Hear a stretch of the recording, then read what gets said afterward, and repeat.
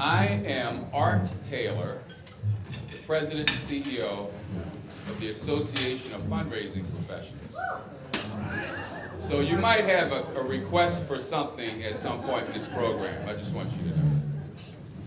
But I am also honored to be the board chair of Convergence Center for Policy Resolution. Now that's the real thing. And I want to welcome you to this year's summit. All of you, what I would call convergers. Convergers, we need a term for what we are here. We're convergers. We're people who believe deeply in the mission of this organization and the promise of its work. Many of you are people who helped found it, who have sustained it, and who continue to have aspirations for what it will do. And you know, we couldn't be at a more critical time for this work. Last night, we had the opportunity to have dinner with some people who are also very tied to this work. And I said to them, you know, if Convergence wasn't around today, we would have to create it. We would have to create it. But the problem would be you couldn't, because it would take gathering all of the people like you in this room to participate in the creation of something sorely needed. And you'd have to ask, well, where would that leadership come from? We happen to have had the leadership from Rob and his compatriots, and we want to give that a hand.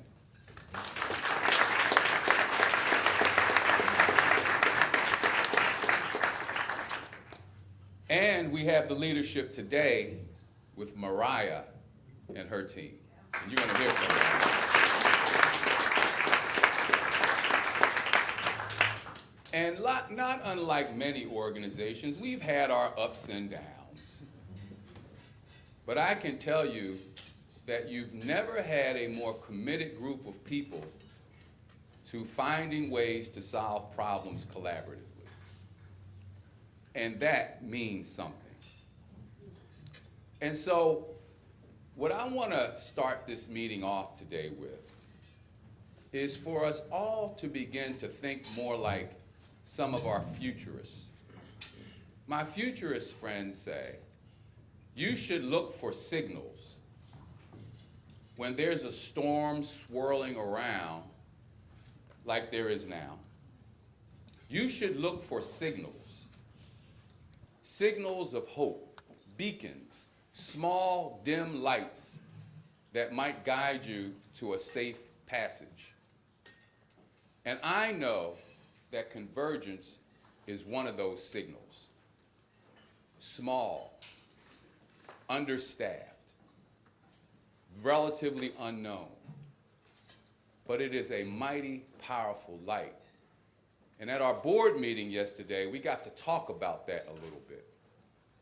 We talked about our budget, which is modest, but we then began to talk about the impact of the organization. Think about it. A collaborative that is trying to help us think through how we empower families. How impactful can something like that be? A collaborative that is looking at how we manage homelessness, or a collaborative that's focusing on energy policy. How can those things have impact? And if you think about what we spend relative to the impact that these collaboratives have on our society, you can't calculate it. But we still need to grow because these collaboratives matter. And I'll say beyond that, aside from what the collaborative will produce in terms of policy, think about what it means to have people who are diametrically opposed to each other sitting at a table for months at a time, working on issues that they never thought they would work on, and at the end, hugging each other like brothers and sisters, knowing that they did something that no one thought was possible. Now that is incalculable impact, because those people are going to leave that room and do things far beyond what we thought would be accomplished during that table. So that's what you're a part of. That's what we're here to build on. And that's why I give my time, and this board gives its time, and I would gather that's why you've given your time. So today, we're going to learn more about what we've been up to. And I have an agenda here that I've been asked to share a little bit of, but you can read. So I'm not going to waste a whole lot of time going through the agenda. But know that we're going to kick it off with a keynote conversation between our board member, Neil Bradley, who is Executive Vice President of the U.S. Chamber of Commerce, and Shannon Green, who is the President and CEO of Philanthropy for Active Civic Engagement. And they're going to give you some perspectives on the current political moment that we're in and see how each of us can play a role in shaping what comes next. And we're happy to have a fellow board member of ours and CEO of the Murdock Trust, who will be moderating that, Romanita Hairston. And thank you all for sharing at your tables. This is such a part of what Convergence is about, is really taking the time to connect. Lots of organizations work on problem solving, most of them really. I think what's really unique about Convergence's approach is that we do it in a really relational way. And so that's a lot of what today is about. We're so glad you're all here, whether you're a familiar face, whether you're a new friend, if you've traveled to be here today, we're so grateful that you're all here. I want to take a moment to acknowledge the moment that we're in. It's starting to feel like a long moment, but every day sort of feels like, wow, some sort of new big thing is happening in the world, and we're all more than aware of our growing polarization and declines in social trust and technological disruptions and all of the ways that we're struggling to solve the problems that make too many people's lives too hard. But at the same time, at Convergence, I really do believe that we're seeing something else, which is a growing recognition that we don't want things to feel this way, and that if we're going to improve them, that's going to be on all of us, and that we really are a country that thinks about a lot of things in a lot of different ways, and so we're really going to have to work together across our divides to solve the challenges that we're all facing. And so I take, our theme today is hope. I take a lot of hope from that. And I've had some firsthand experience of that, not only through my work at Convergence, but also personally lately. I'm from Minnesota. And so I got to see a lot of people standing up to solve problems across differences recently, including my swing voting Lutheran in-laws protesting with their church Farkle group. I think you might have to be Minnesotan to know what Farkle is. You'll have to ask me about that later. I have friends who are both conservative and liberal attorneys who have worked together to prevent the out-of-state transfer of legal refugees, and really seen, like, almost everybody that I know in Minnesota, neighbors widely and generously sharing food and transportation and support. And it seems that Minnesota has inspired a new word, neighboring, which has been used in the national media to describe all the ways that neighbors who do not agree with each other, and I can vouch for that. Not everyone who is engaged in this work thinks the same way about immigration or anything else, but coming together to take care of each other during the Minnesota winter, which we are all very proud of if you live in Minnesota. Tom Friedman, who used the phrase in a column, who's also a Minnesotan, said, "Do not come for Minnesotans in the winter. We are not afraid of the cold." So, folks are out there in the cold, but it's not just my experience. Research backs me up on this. If you don't know the organization More in Common, do yourself a favor and look them up. You'll find lots of sources of hope and inspiration there. But they wrote a report, I think just for Convergence recently, as far as I can tell. It really set us up for the work that we do, called the Connection Opportunity, in which they identified that polling shows that more than 70% of people are interested in working together across differences if it's to achieve a mutual goal, to help make their community better. But only 17% of people feel that they have the opportunity to do that. Their data also shows that people are much more interested in working together across divides if it's in service of problem solving, rather than like, let's just sit down and talk about all the ways that we disagree. But if you're going to go through that difficult work in service of solving a problem, then people are much more willing to do that. And that's what we do at Convergence. Our WISE Leadership Council member and former CEO of the Kellogg Foundation, Sterling Spearn, who couldn't be with us today, but who will share some good news from a little bit later today, recently remarked to me that it's not so much that we're so divided, is that we aren't connected enough. And I loved that. And I thought that Minnesotans really connected this winter, and that's what we do at Convergence too. We create these opportunities for problem solving and connection because, as Suzanne said a minute ago, our secret, or not, hopefully not secret, sauce is to solve problems in a really relational way.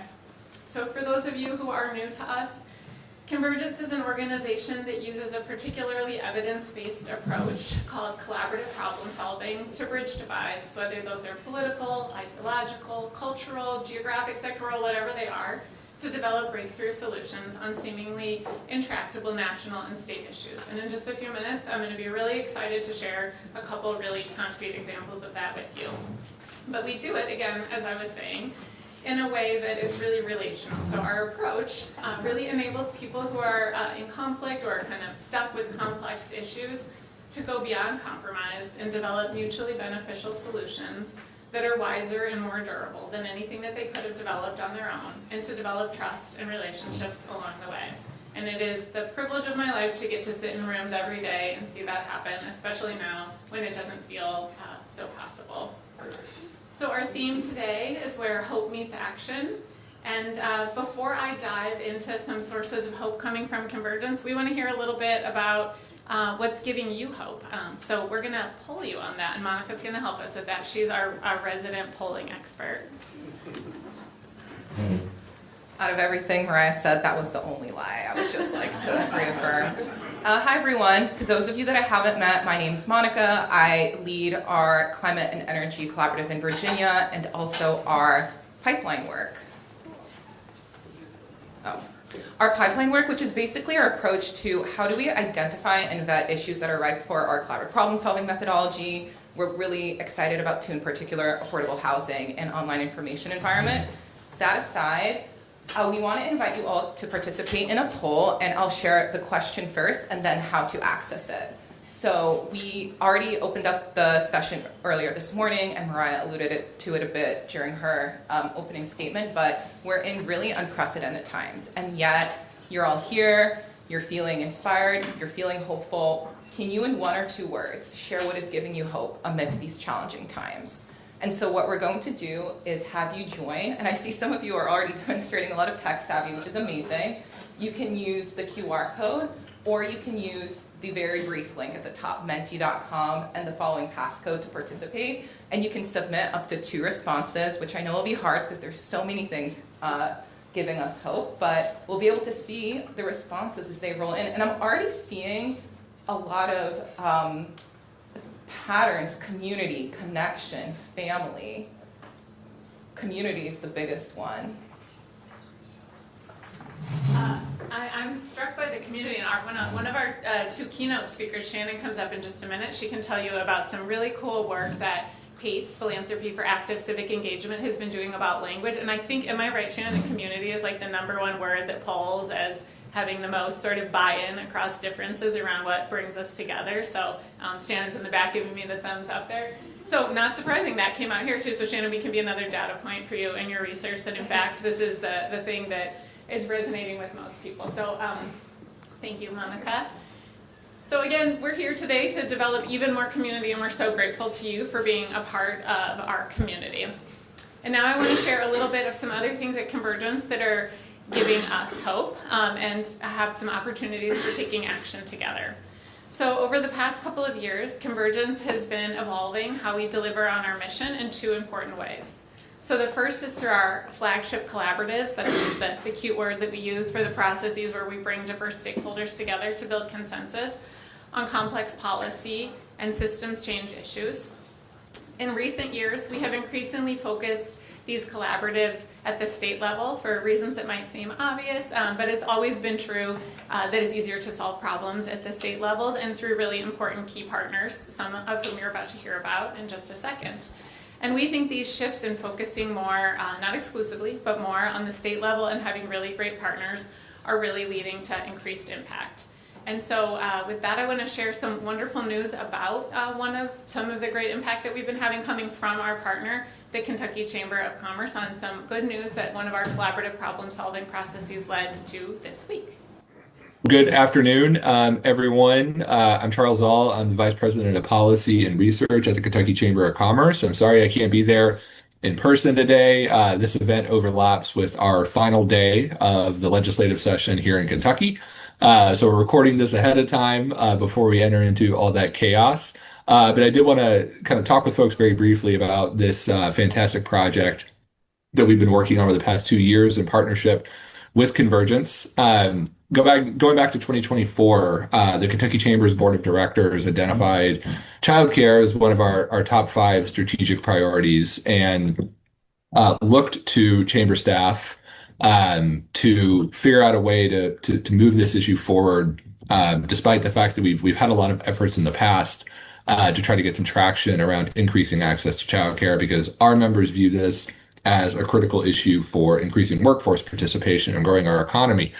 After we got that directive from our board of directors, we knew that the biggest problem we needed to solve was bringing folks together around consensus-driven solutions that we thought would be viable in the context of our Kentucky General Assembly. And so that's exactly what we set out to do. We created a new project called the Kentucky Collaborative on Childcare. And that was a partnership between the Kentucky Chamber, the Lift to Life Novak Family Foundation, and the Convergence Center for Policy and Resolution. And I'll just say from the get-go that the partnership with Convergence was absolutely critical in making this project successful. Going back to 2024, we started that work together. We brought together a big stakeholder group with about 40 different folks with different perspectives on the issue. We worked together for the course of about a year and identified a big list of consensus-driven solutions that we packaged into a report called A Foundation for Action. After we published that report, we then went to work on identifying how to turn those solutions into tangible public policy and legislative text. And that work ultimately resulted in a significant piece of legislation called House Bill 6. And I'm happy to say that we were able to not only get that bill filed, make it a priority within our House majority, but we were also able to pass it with strong bipartisan support. And this is a big bill that touches all sorts of aspects of childcare, but its focus is really on affordability, quality, and access. And we think it's something that's going to have impacts for years to come. But instrumental throughout this project was our partnership with Convergence. This was a very diverse stakeholder group with a lot of different opinions, and having that expertise in the room to help guide this project from start to finish was absolutely critical to its success. So I just can't thank our friends at Convergence enough for their partnership and support throughout this process. Thanks. And I know he's not here, but we cannot thank Charles enough, who was just phenomenal, the Kentucky Chamber and their CEO, Ashley Watts, phenomenal leaders of this work and bringing us in. And something that's really exciting about this work, not only how much it will hopefully help families and communities and the economy in Kentucky, but I think the legislation passed, I think in the Senate with only 1 no vote, so very consensus legislation and a place where, putting huge amounts of government money alone to solve the problem wasn't politically viable and wouldn't have solved all of the issues. So this was an example of the kind of higher ground solution that Convergence really tries to develop. One other example of a success in this past year is another partnership, our partnership with a nonprofit this time called Builders Movement. We worked with them to facilitate a citizen solution session, so a little bit different group of people who came together, but they came together to work on abortion over my strong protests, but they made me work on that issue anyway, and family well-being. But it ultimately resulted in some really good work, including a bill passing in Wisconsin, again, nearly unanimously, to extend Medicaid coverage from 60 days to a year for postpartum women who are low income. So another really concrete success from bringing people together across differences to make real change in folks' lives.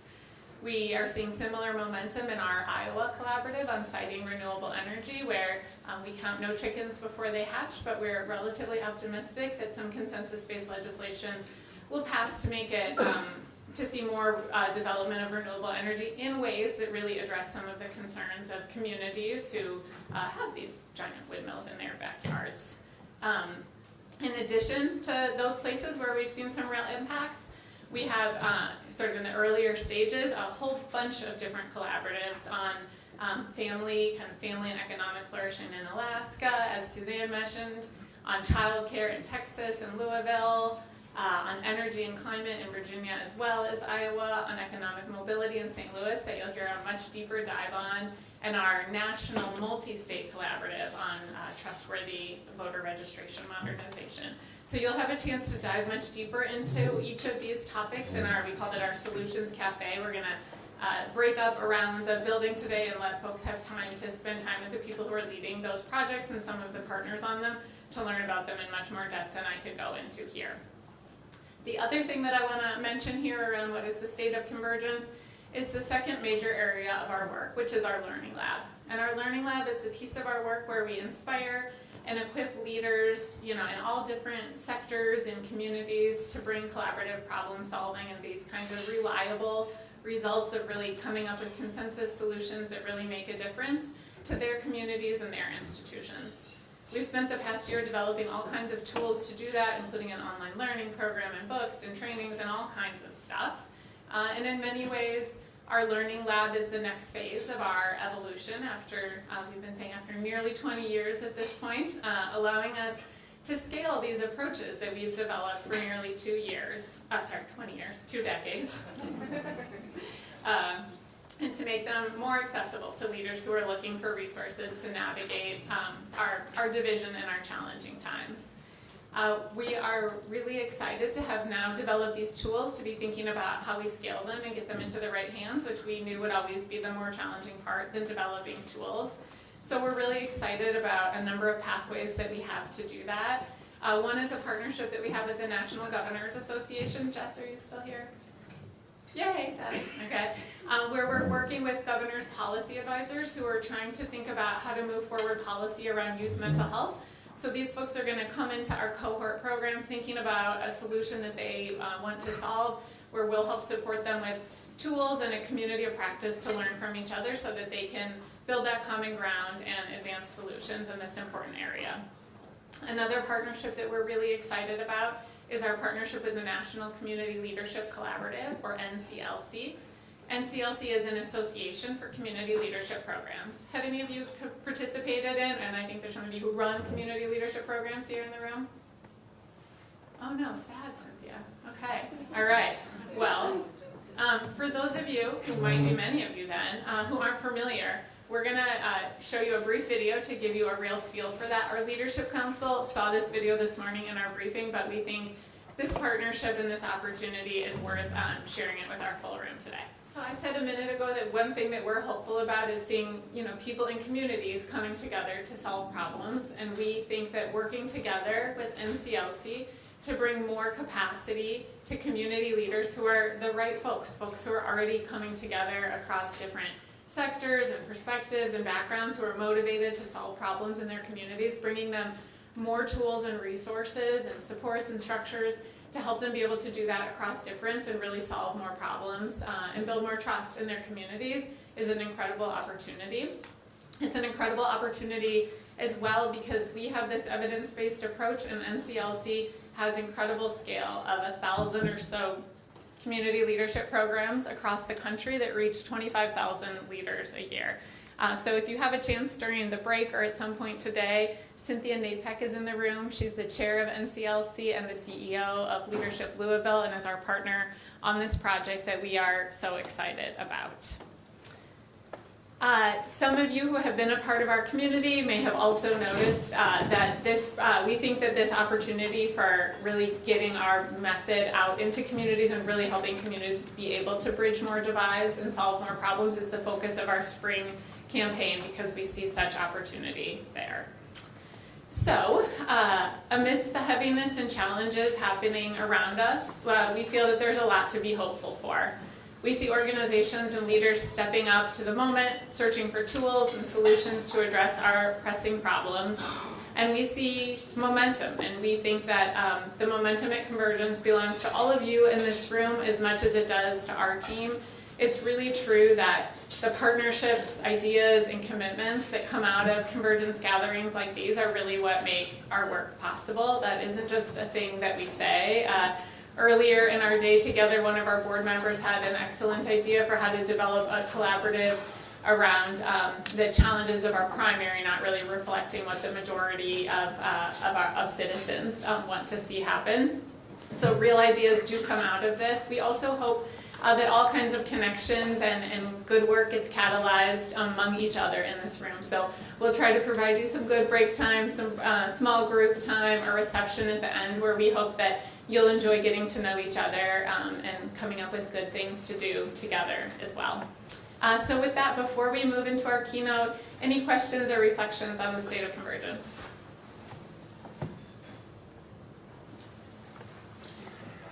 Congratulations. We're going to put the Menti poll back up just so we can see where we landed because a bunch of people were still contributing when we took it down. Anything strike you from the work of Convergence or questions that you have about the things that we're working on? I don't know what it means that none of you are asking questions. Usually it's a room with a lot of questions. You know me, I could just sing praises and gratitude forever. Sorry about my voice. Mariah, I really love that you just ended what you said with the invitation for all of us to collaborate together about our project. Oh, thank you. So in addition to my praising and gratitude of Convergence forever and ever, I wanted to acknowledge, Mariah, that you culminated your remarks with an invitation to all of us to collaborate about our projects and the things that matter to us, because I think strengthening those bonds amongst all these amazing leaders will actually help push Convergence to the next level. Absolutely. Yeah. Thank you, Faith. We really do hope that happens today, and however we can support you all. Anyone else have reflections or questions? Yeah, Rachel? Someone will find you eventually with the mic. Okay. I'll project. Rachel Perry with Welcoming America. First of all, I just want to say congratulations. It's so impressive to see what you've accomplished, and I wanted to say thank you also for recognizing the people of Minnesota. And I think that all of the different kinds of partners and leaders that you're working with in your work here at Convergence is what fuels people to stand up and do the right thing when those tough moments come. So on behalf of welcoming communities everywhere, thank you for the work that you and everyone here in this room is doing. Thank you, Rachel. And another, like More in Common, another great partner to learn more about Welcoming America. So many great organizations who are doing work very parallel and aligned with Convergence's.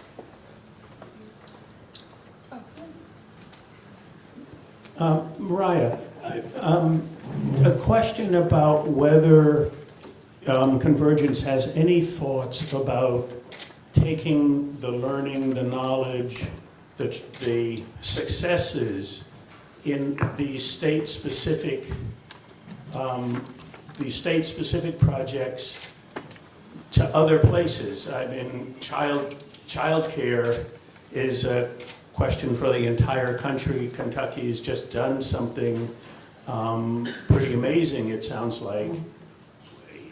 Any thoughts about what Convergence can do to help take that learning to other states? Yeah, so that's really what our lab is about. We have our collaboratives, which are these intensive stakeholder processes that are often a year or more that lead to those kinds of outcomes. But we're a pretty small nonprofit and a small team, and so we can only ever do so many of those. And so we know that really to meet the moment and fulfill our mission, we need to inspire and equip others to do that. So that's what that Learning Lab is all about. So we spent the last couple of years developing tools that we hope will help with that scale. So we developed an online program so that, if you're a superintendent and all of a sudden there's conflict about, what to cover, whether cell phones should be allowed in school or whatever, you could access something that would help you sort of just in time, that adult learning people say is a best practice. But we also know that there's only so much you can do from an online program, and so that's where our cohorts come in. The cohort that I mentioned with NGA, and we have others. So we've developed more and more tools to try to equip and inspire more and more leaders to be able to bring people together and solve problems, and that is why we're especially excited about the program with the National Communities Leadership Collaborative, because we think it offers as good of an opportunity as there could be to work with local leaders all over the country, and also with a really passionate and committed partner that we have in Cynthia. All right, I'll take one more, and then I'm going to move us in to hear from our really two brilliant keynote speakers and brilliant moderator. Hi, Mariah. It was great to have you and Rob work with our lab late last year and do an event with us. And I actually got to welcome Rob at my class at George Mason at the Carter School. And I was wondering, you do have a lot of these trainings, including in higher education. Have you been training students directly on these methods? If not, what might that look like to actually establish a longer term training program for especially undergrads, but also grad students? Yeah, that's a great question.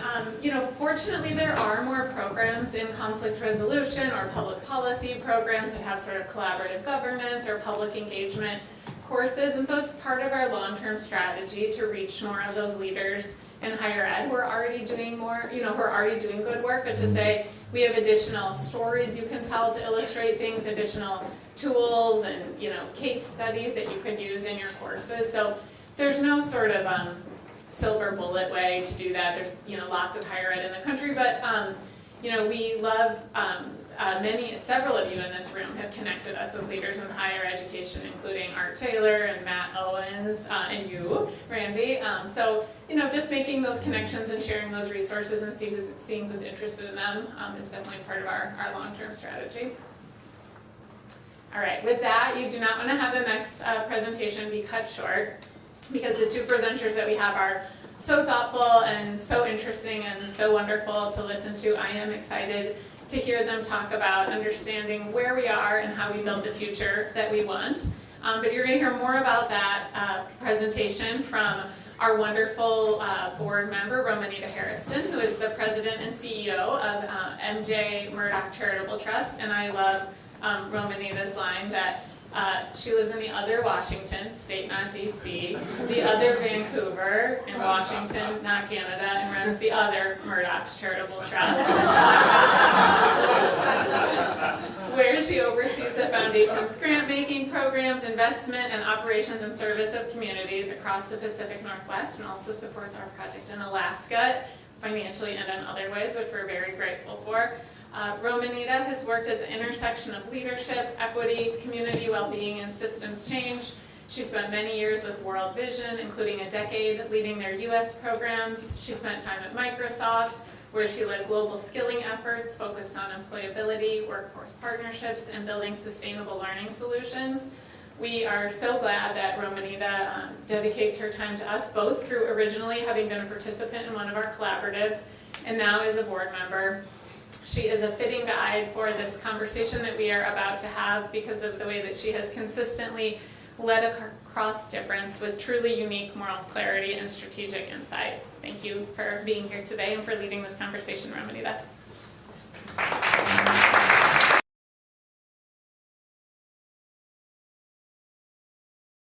Join me in welcoming Neil and Shannon to the stage.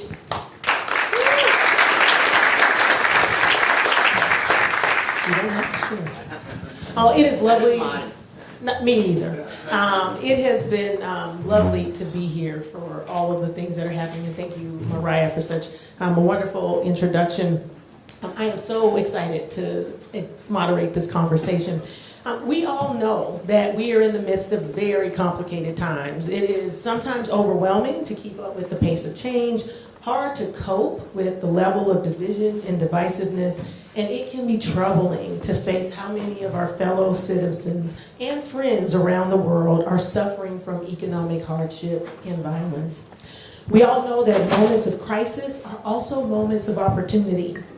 Here today to help us make sense of our complex times and find the opportunities for our nation and for each of us to to contribute to building a better future are Neil Bradley and Shannon Green.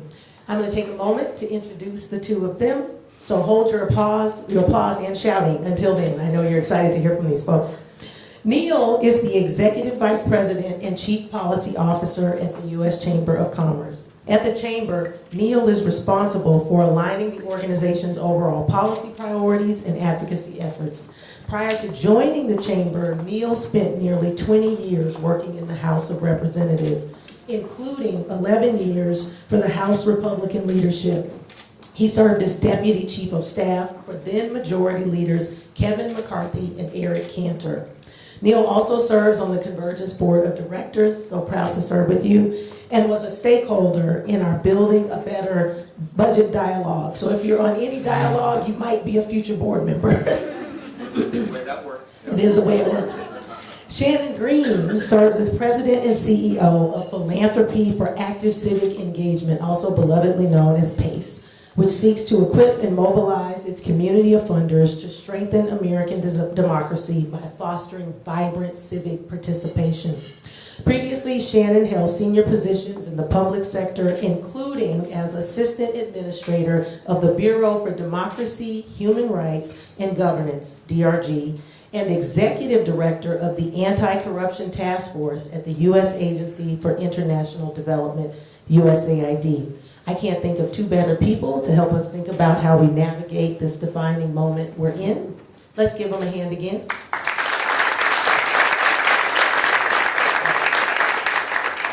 And Neil, I want to start with you. I understand that you have a framework for making sense of what is going on in our nation.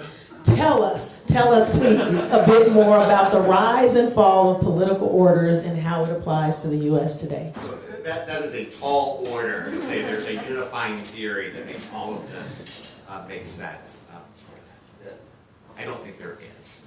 But I do think there are mega trends that are going on that we don't spend a lot of time talking about that are shaping some of the individual aspects that we see. So we spend a lot of time talking about political polarization and alienation, and we spend time talking about mistrust and the lack of trust. And I think some of those things emanate from two broader trends that are going on that don't get that much attention. The first is, can you all hear me in the back? Okay, now you can. Perfect, okay. That's usually not a problem. The first is how our economy is performing. And I don't think, we tend to think of the economy kind of in the very here and now terms, right? Was it a good jobs month? How are people doing? What's their consumer confidence? I actually think there are much bigger trends that really matter. And so if we surveyed this room and I asked you, what's your definition of the American dream? We were actually talking about this at our table. We'd all have some different answers, but I suspect a common theme would be, it's really the concept that my parents had it better than their parents, that I have the opportunity to have it better than my parents did. Lord willing, my children and grandchildren will also have that same opportunity. And that really has been the promise of America for a long time, because we had an economy that grew fast enough to accommodate the American dream. If I asked you what the American dream was, none of you would say 3% GDP growth. Not a single one of you. But I want to suggest to you that your answer actually would probably be underlying that. Because there's something that magical happens when an economy kind of grows rapidly. If we grow at 3% a year, we double the size of the pie, all the things that we produce and share together, in 23 years. About the time when someone's born, they're graduating college, they're entering the workforce. Doesn't mean their share is necessarily doubled, but the opportunity to have a larger share in that time frame of your life has occurred because the economy has doubled. When we grow at 2% a year, it takes 35 years for the economy to double. Anyone want to guess how fast we grew between 1950 and 2010 every year on average? 5%. Just over 3.4%.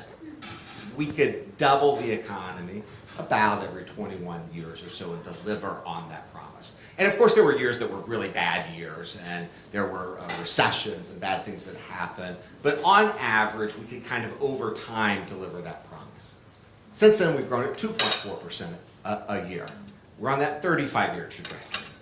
I personally believe that one of the reasons that a lot of young people today say, I just don't feel like we can get ahead, is because they're right. We're living in an economy that doesn't produce the opportunity for them to get ahead.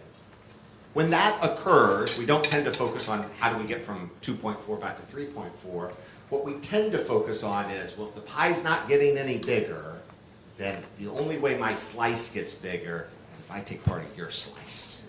And this kind of envy and division and redistribution and discussion that takes hold really puts into the discussion a frame of, well, there are winners and losers, rather than the traditional American approach of, we can all be winners at different levels, and that's going to be the case because every individual circumstance is different, but the opportunity to be a winner is there for everyone.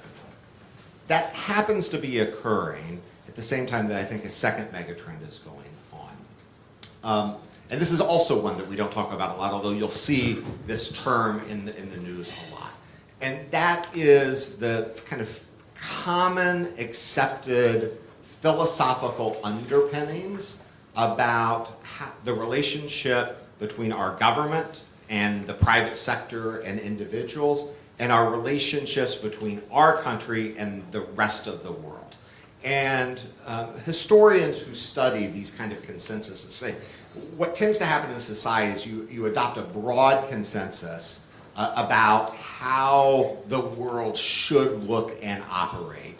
And within that consensus, political parties and ideologies fight. But they're fighting within that consensus.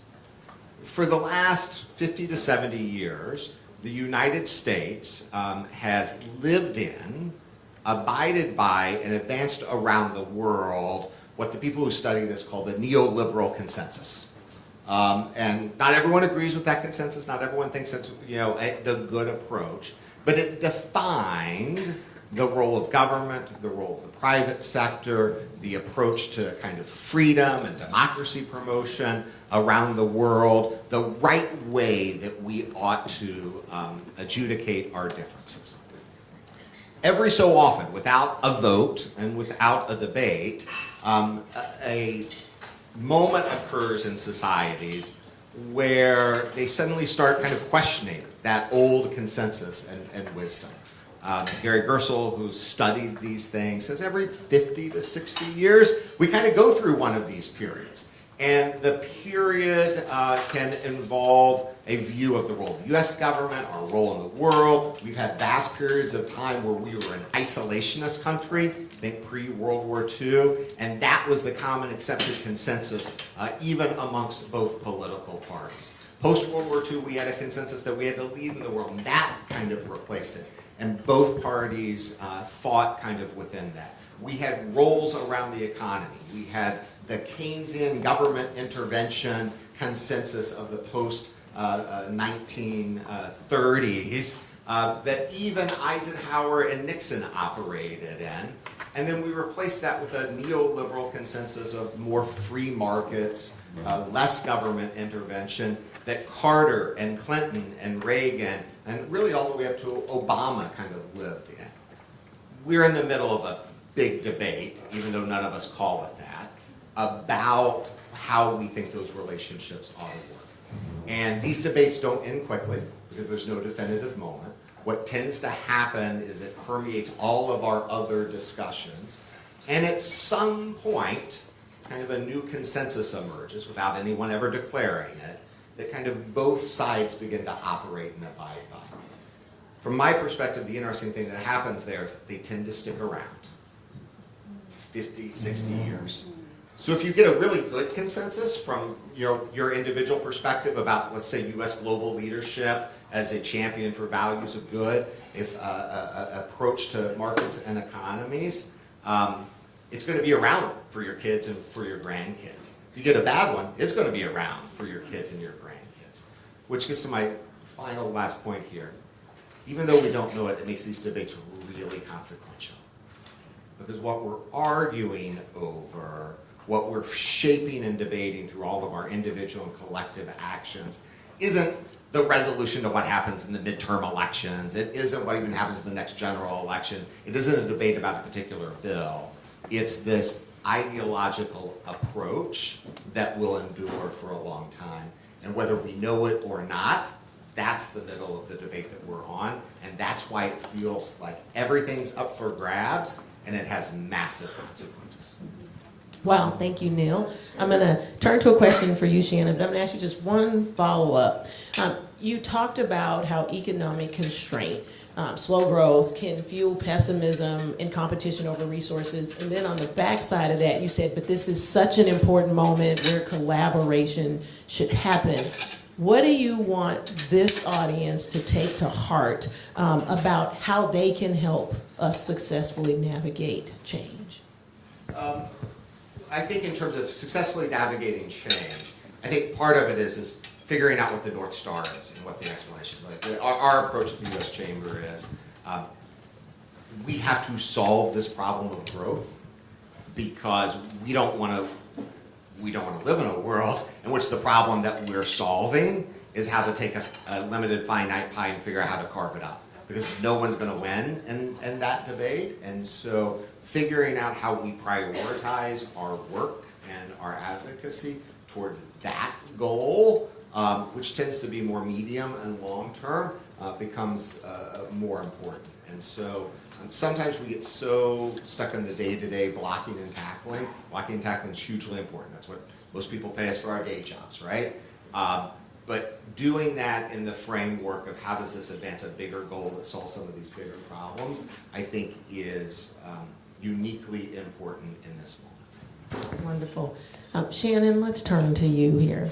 I understand that PACE has been doing futures work and thinking about how we get from where we are to a democracy and society that works better for more citizens. Tell us about the futures work and what you're learning about how we move forward. Well, great. It's such a pleasure to be here. This is actually my first Convergence Summit, so I'm really pleased to be in this room. And I love how Neil set this up because when PACE started our Democracy Futures initiative, it was with the recognition that funders tend to be stuck in the blocking and tackling posture, right? They tend to be very reactive and responding to the threats of the moment. And that is good and that is fine. However, what it's not doing is allowing funders to shape the future, right? And so we started with this premise, which Neil, I think, outlined very effectively, which is the current paradigm or the current system that we have been living with and that we've all counted on is in decline. And it's not coming back. And I think that was a very important recognition. To try to go back to some period of time before when things were different is a fool's errand. It's as if we're all in a raft and we're being pushed down the river by rapids and you're trying to frantically paddle upstream. It's not gonna work. So what we tried to do was to say, okay, the American dream doesn't feel obtainable to a lot of people. What we need to do is to have new dreams, right? And so what we tried to do in the Democracy Futures project, and what I would propose today, is that we really look at this moment of grave uncertainty, and it does feel very destabilizing, right? Because everything that you thought you could count on no longer feels solid under you. But to see that moment of uncertainty as an opportunity for reinvention. And what I want to say is that if you look historically, major democratic reforms and renewal have never come out of periods of stability. They have always come out of periods of instability and questioning and wrangling and contestation. So we have an opportunity in this moment, because there is so much flux, to shape the democracy that we want in the future.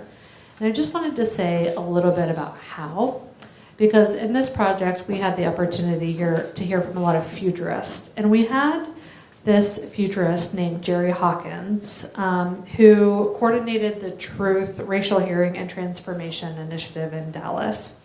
And we asked him, like, help us figure out, how do you get people to dream, right? How do you get people to imagine a future that they can't even conceive of because it's not here yet? And so what he told us was, do not get stuck in the current reality. If you start with the way that things are, people have a very hard time getting out of that mindset. What he told us and what he did in Dallas was to ask residents a simple question. How do you want Dallas to look and feel in the future?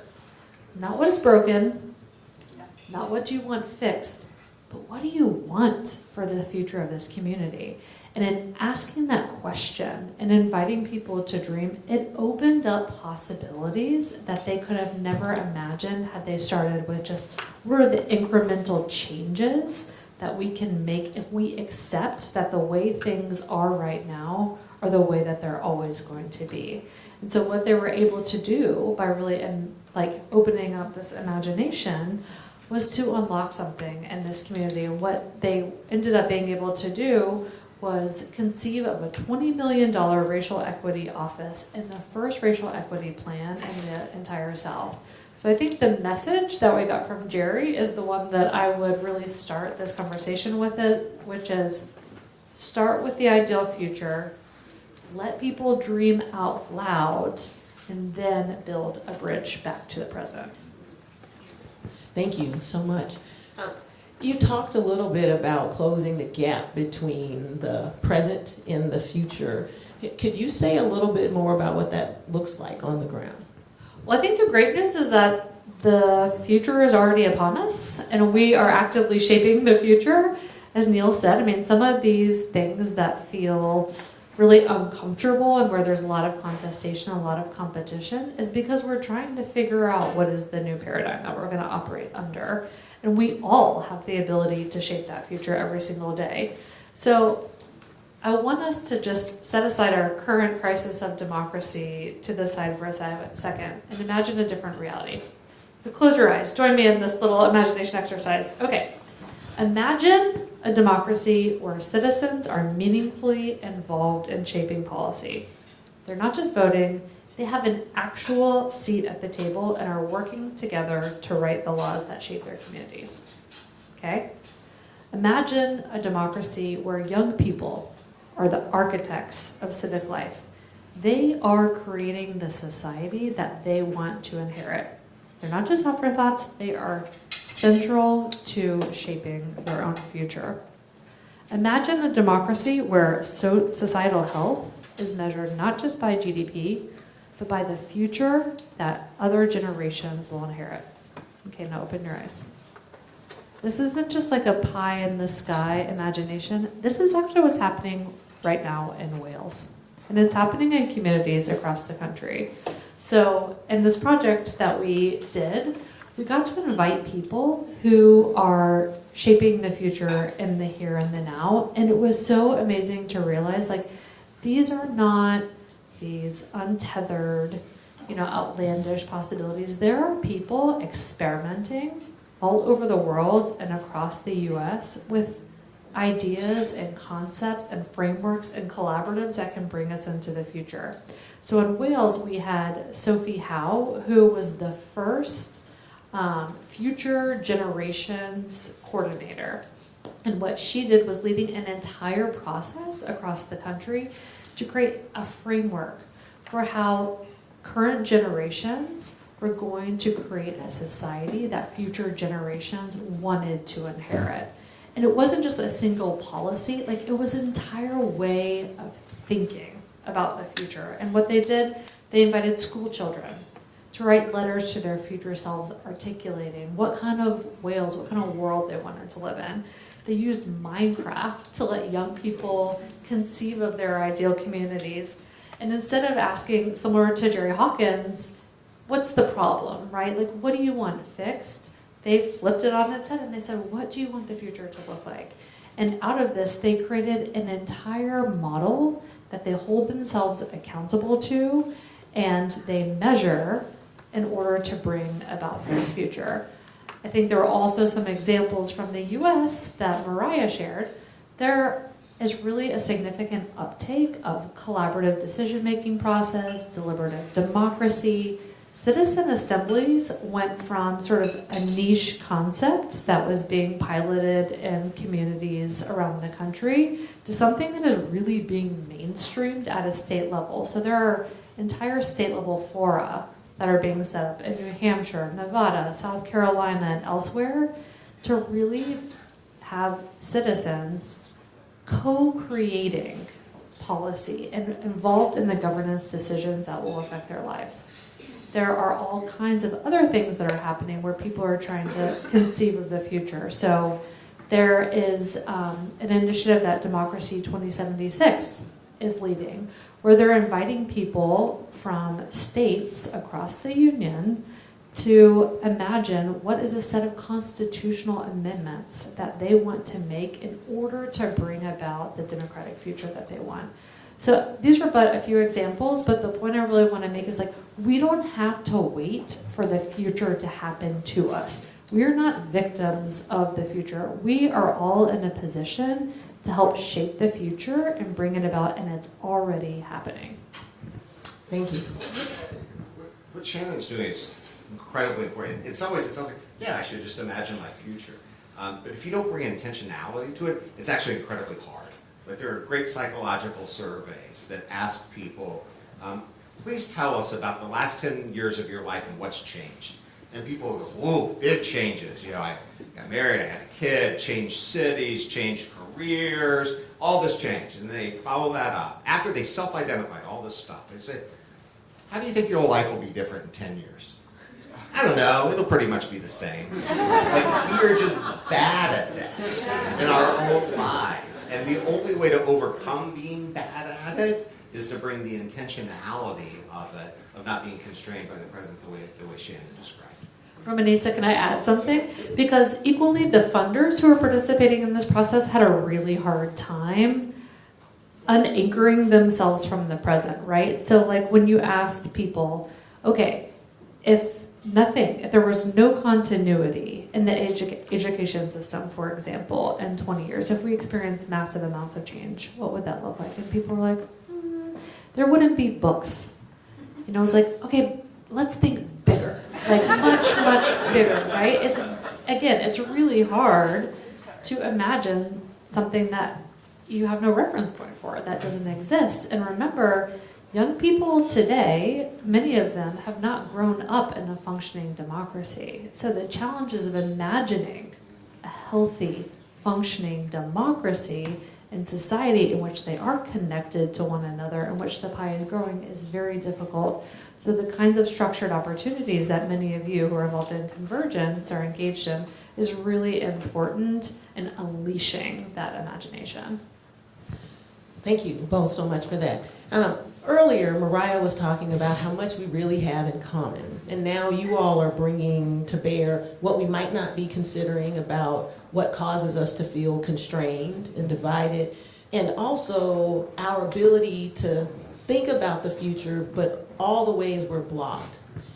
As we think about getting from where we are to the future we want, talk to us about what are the milestones we might see along the way, because the outcomes sound really good of collaboration and doing this work. The work of getting there takes a process. What might be some of the early signs that we're headed in the right direction that leaders might be looking for? Well, I'll lean again back on this experience of having facilitated this 18-month journey, because we found that it was really hard for people to, a very cross-partisan, cross-ideological, geographically diverse, cross-sectoral group of people to settle on a shared vision of the future. So what we ended up doing was talking about some of the main forces that are shaping the future, and then we combined those forces in different ways to paint different pictures of how they could converge and create different versions of the future. That really opened up people's imaginations. And then we asked, what is it about this future that you like? What do you dislike? And what that helped us do was to identify the values. So institutional constructs are going to take different forms, and there'll be a lot of disagreement.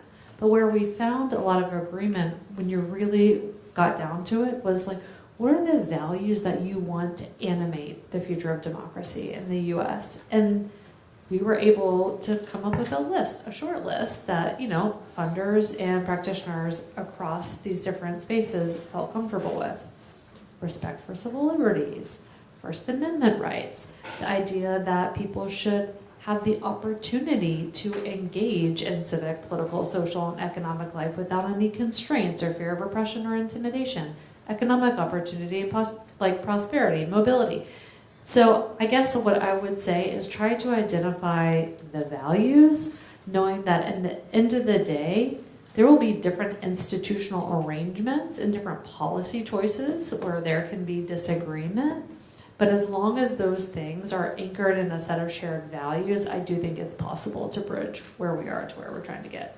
Is it fair to play that back the way I heard it is it's really moving from starting with the how we solve the problem to the vision that we have for the future and the values that we share from which we could solve a hard problem. Does that feel fair? It's like, what are you optimizing for, right? Because you can put different policies in place, you can create different institutions, you can create different deliberative processes, but what you really need to have some convergence on is... Pun intended. Yeah, exactly.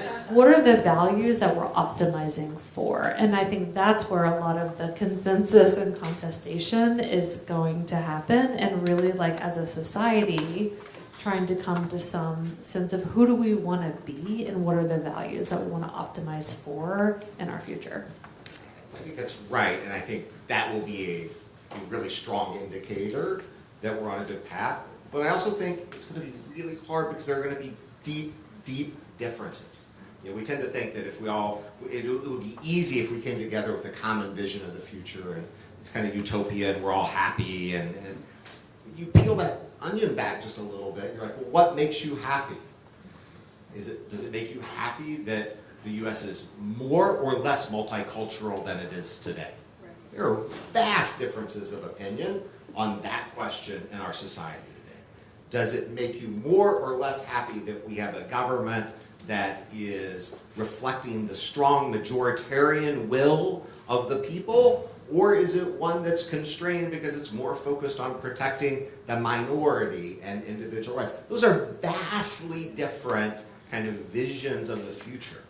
You can do the same thing on economy and et cetera. And so the work of beginning to balance those things out, because historically it's never been all one or the other. That's not the way America, and that's not the way the real world generally operates. I mean, when people try to make it operate that way, it usually fails.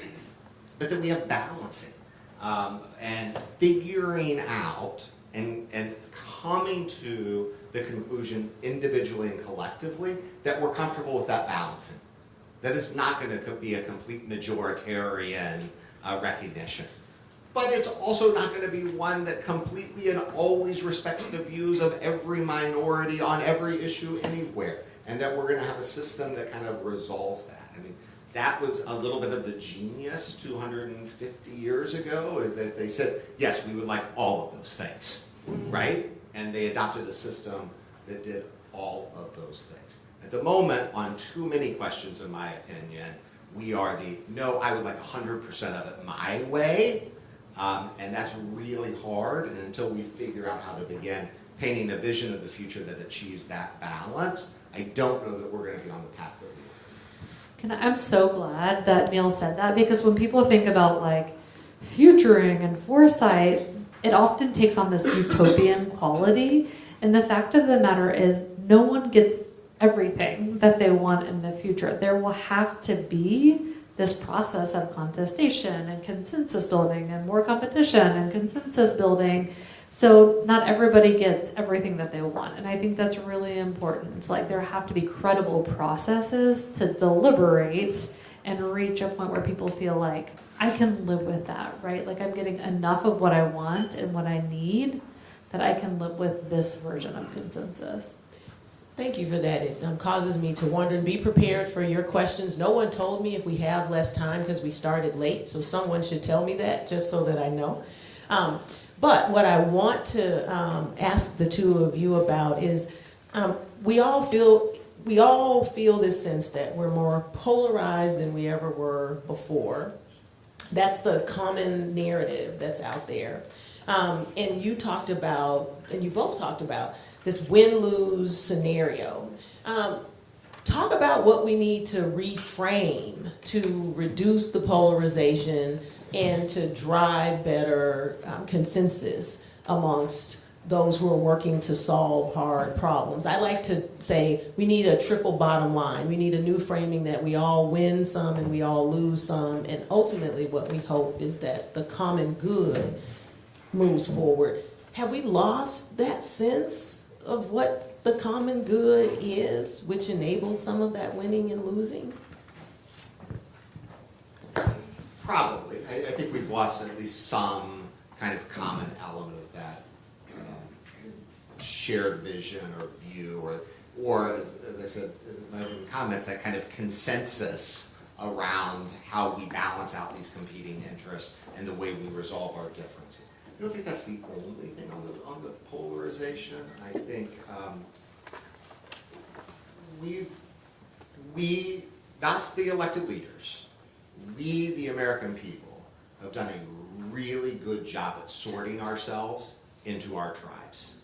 And most Americans live in their kind of tribal thing. It's not just that they watch Fox or they watch MSNBC or MS Now, whatever their new name is. It's not just that they read the New York Times or they read something else.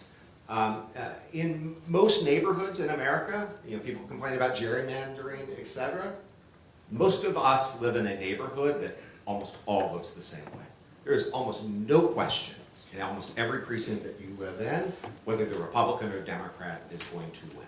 We don't live in those diverse places. The old Robert Putnam book from a decade ago of Bowling Alone, like we don't have a lot of places like this. Like we're not in bowling leagues, we're not in the Kiwanis, fewer church attendance.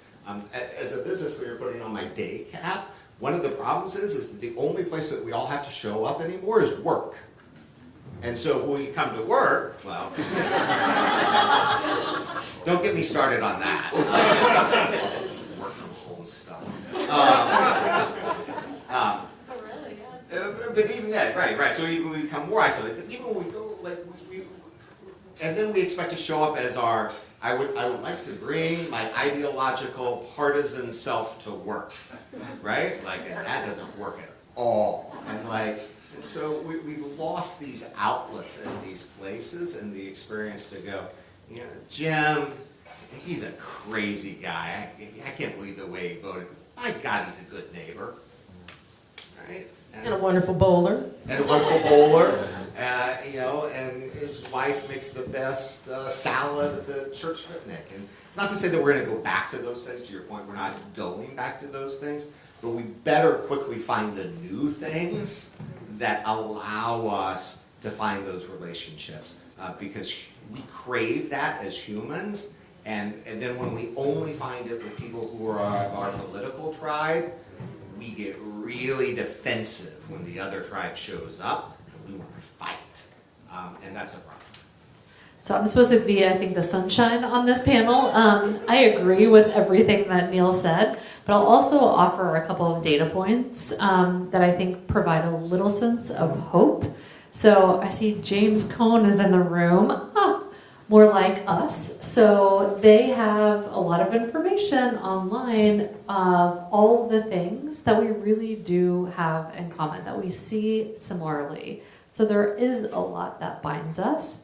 Mariah mentioned the civic language perceptions work that PACE has done. What we found in the latest version is that perception of a lot of the civic terms that we use, so civic engagement and patriotism and even just citizen and democracy, unity and community have all been increasing. And bridginess, meaning more people feel positive about those terms, more people feel like those terms are for them across differences. The one exception is ideological. So in terms of the rural-urban divide, educational divides, gender, all kinds of divides, we're actually closing the gap. There is still very significant divergence when it comes to ideological orientation and the way that people perceive some of this civic terminology. The other thing that I'll point to is at the community level, again, people are getting together every single day across differences where they are in communities where there are significant differences to solve problems. So there are these signs of hope. One of the things that I've been hanging my hat on is this idea of repolarization. So Neil talked about the fact that our identities are stacked in these ways that are really reinforcing and really harden the divides between us. And anybody that's worked in conflict resolution will tell you that's a very bad thing if you're trying to create, more peaceful societies in which people can work out their differences without resorting to violence. I mentioned Democracy 2076, I want to mention them again because they have done this research on repolarization. And what's really interesting is that there are these new spectrums emerging where people have really significant differences and they don't line up in the way that a lot of our politics line up today. So like the role that people want to see the US play in the world, the way that people think that the government should relate to citizens, the way that people view the economy.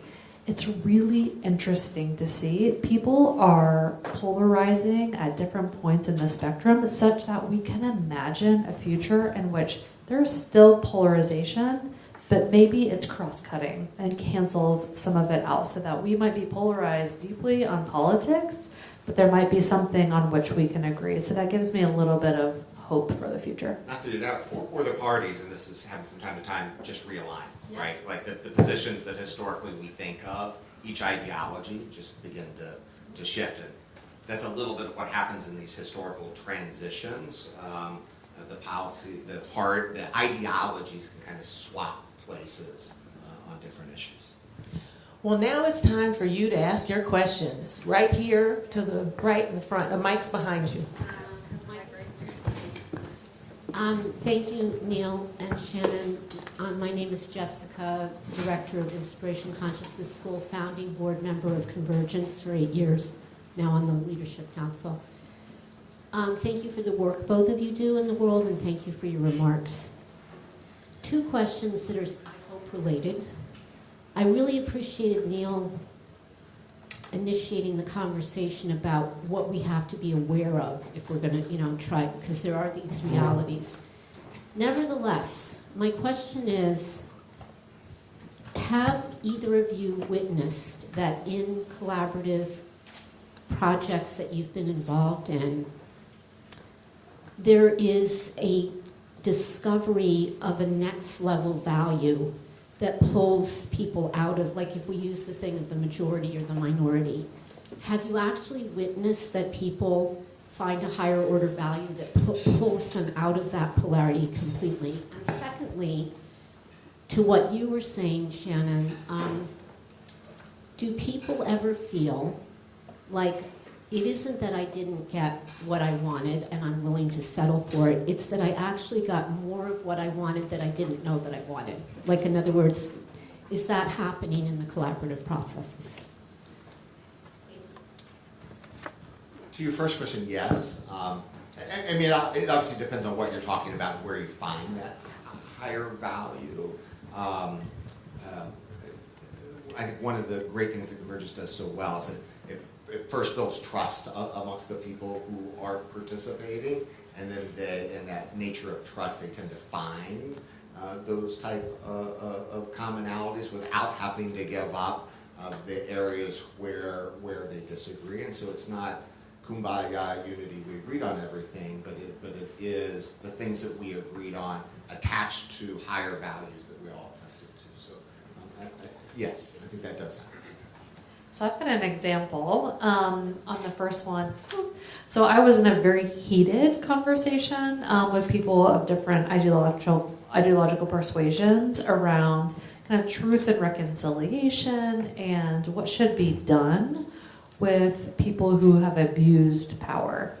And it was an extremely fraught conversation because some people thought that it was really important to have some truth-telling and truth-seeking and to hold people accountable.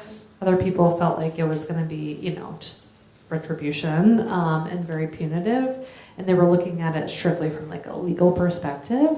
But when we kind of kept unpacking and didn't leave the conversation, what we found was that there was this higher order agreement on the need for dissuading people or deterring them from engaging in abuses of power in the future. And that gave us, I think, a foundation on which to really think about, okay, then how do we get there, right? If we all agree that we don't want to see this continue perpetually, then what do we need to put in place? How do we reckon with what's happened in order to deter it in the future? We have questions in the back. I'm Chip House from the Alliance for Peace Building, and my question is more for Shannon, because I don't know how to ask it directly to Neil, but I think it applies to you as well. And so we work a lot with the Peace and Security Funders Group. One of my best friends, who I think you know, has just become the head of the Media Funders Group. And the question I keep asking them is, how do we begin to get the philanthropic community, and to a lesser extent the world you work in, Neil, to begin taking more of a lead in making this transition and how and what we fund, so we're funding for the future we want to live in. And I have an obvious vested interest in the right answer to it, but I don't think we know the answer to that yet. I'm so glad you asked the question. The whole reason why we embarked on this project was out of a frustration, if I'm being totally honest, that philanthropy just tends to keep defending and tweaking around the edges the system that exists, and that there's not enough support for the kind of experimentation and imagination that's going to be required to shape the future that we want. So the whole idea was to build the capacity of funders and to expose them to this set of skills and ways of thinking. So we had, 50 or so funders participate in this process. We've been really trying to do what we call like learning out loud to continue to make the case. And one of the main points that we make is that funders need to invest in imagination as if it's civic infrastructure, and they need to take this very seriously and centrally to the work that they do. Funders themselves tend to agree. So when you ask them, what percentage of your giving is going to Horizon 1, right? That kind of defending the system as it stands, that's in decline, versus Horizon 2, which is the experimentation, and Horizon 3 is the future that we want. They'll say probably 80% is going to Horizon 1. And then when we ask them, what do you think it should be? They say probably 50-50. So we are working very hard to try to engender that shift within philanthropy and to get funders to see themselves as the risk capital and as the ones that are responsible for creating the space for partners to imagine. It's an uphill battle. I think it's on all of us.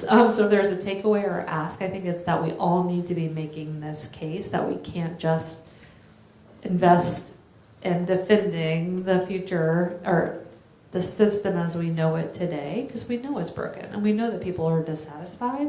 There does need to be some mitigation, obviously, but we really need to take creating the future that we want far more seriously and invest the resources that are going to be required to bring that about. And just as a funder on the stage, I think it's also just about funding models that invest in the organizations themselves and that believe in the power of the sector. As the sector contracts, we have to think about collaboratives, and creating space for new ways of working as the sector responds to that, but also investing in leaders and their vision and their theories of change. I would say that maybe in some cases far too often a part of what the role of philanthropy has been seen to do is to shape a theory of change as opposed to meet the theories of change happening in communities around the places we fund, to fund those visions and those dreams that have merit and value that are going to shape the kind of future we were talking about. And that's a completely different approach that then is not about philanthropy shaping the future, but it's about philanthropy partnering well with those who will. So would add that. There was one more question in the back and then a question in the front, and we've got time for 2 questions, and let your question be a question because it's such good stuff. Okay, in the back, there you go. Hi, Sean Dunning with Leadership Council and formerly Search for Common Ground. I haven't heard anything said about social media. When I think most of us were kids or mid-age, we would wake up every morning and read the same newspaper, or pretty close to it. There was a presumption that there was a common channel that most of us were getting information through, and now it's curated, and we live in bubbles and silos and echo chambers. Wondering if you could speak to that with regard to what you've already said. Yeah.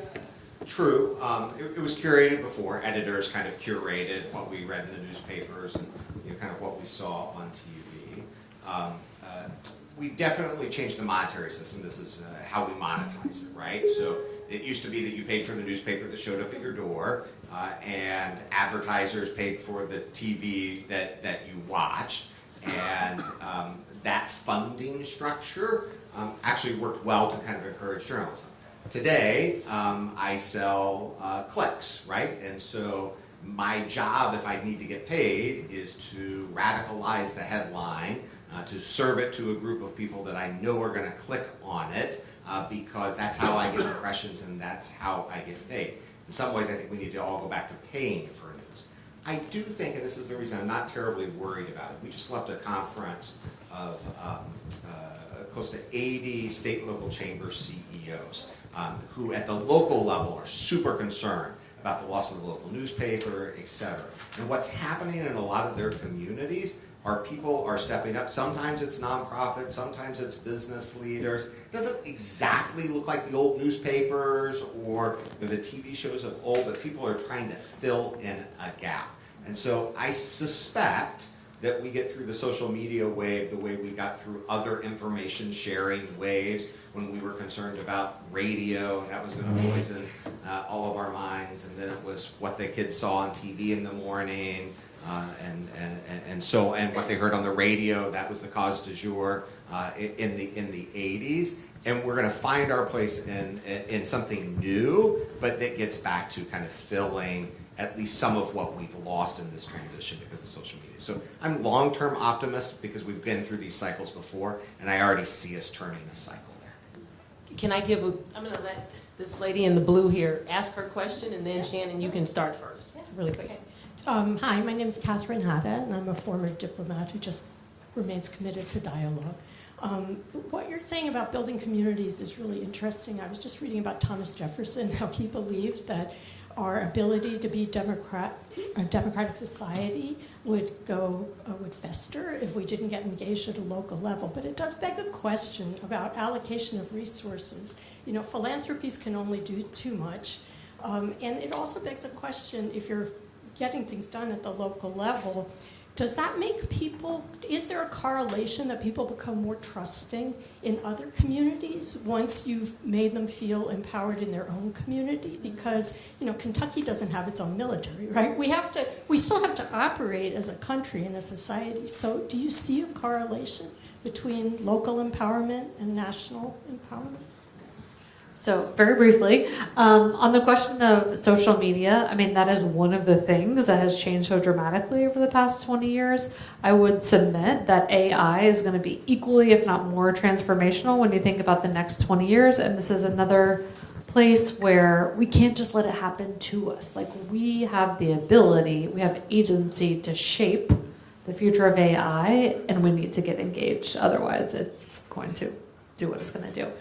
On that question, I mean, I think this is one of the real challenges when people think a lot of about the work that's happening at the community level is like, how does it level up, right? Like, how does it add up in terms of addressing these national challenges, including polarization, mistrust? The Mediators Foundation has a really interesting model for how this can happen. And I think it really has to do with intentionally connecting communities and thinking about the skills that they're building, the understand they're building, the efficacy they're feeling, and starting to connect it to some of these national trends. So I don't think we're there yet, but I do think there's a lot of smart people trying to figure out how to connect these ink blots of, communities that are engaged in ways that are really starting to build civic trust.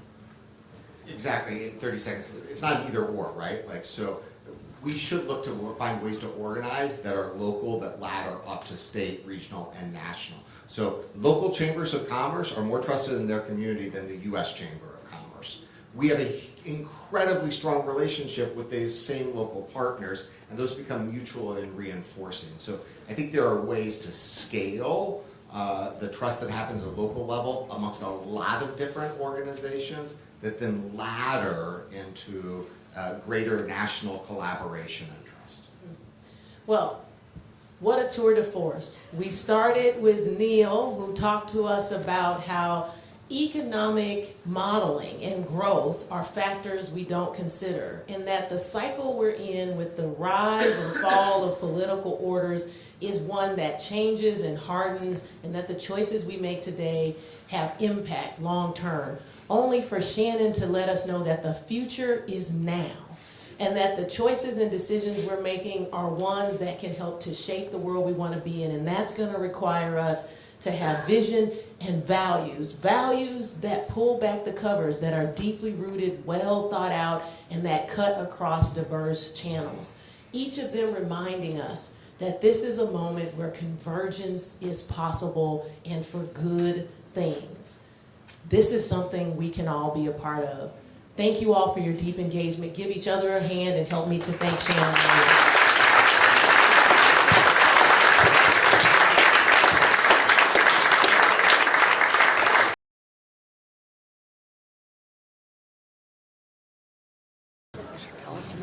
Ladies and gentlemen, I'm Rob Fersh, and it's my great honor to preside over this brief celebration of Stuart Butler. And having said that, I know Stuart's already squirming. Try to prevent him from leaving the room if at all possible. Let me just tell you what we're going to do. First, we're going to have a brief video, which will embarrass Stuart further. I'll offer some remarks about Stuart. And since it's Convergence, we thought we needed another speaker to give opposing views. But we couldn't find anybody. Stuart, there's nobody who wants to oppose what I'm about to say. And then we're going to ask Stuart to come up for a very brief presentation from Mariah and Beth. And then get some words of wisdom from Stuart. And now our big surprise has already been, I wouldn't say ruined, it's already been attended to. Stuart actually made a comment to me about lunch. Maybe you should have invited some family members, because I don't really understand what he does. But now Stuart's wonderful wife, Jamie, is here, and his daughter, Rachel, is here with us, sitting up front, and they get to witness this tribute to Stuart. Oh, I forgot I have to wear glasses now.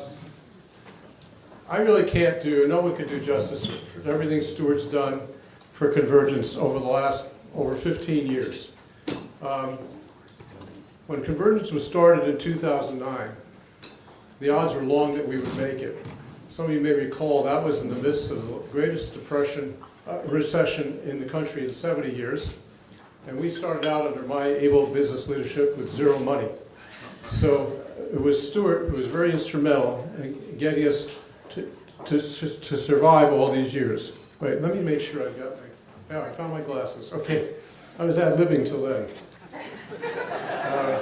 Welcome to the cat's bar mitzvah. Got the wrong notes, sorry. So and also, I'm very pleased. So Stuart has helped us in innumerable ways. I'm going to go through that quickly. I don't have all the time I'd like to give to him.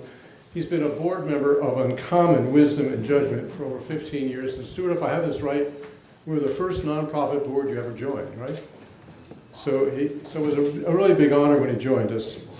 Stuart has been a key initiator of projects over the years. The budget process was his idea, economic mobility, long-term care, more recently the social factors or social determinants of health, and he's still doing it. Even now he's stepped down to leadership council role, he's still initiating projects and bringing us ideas.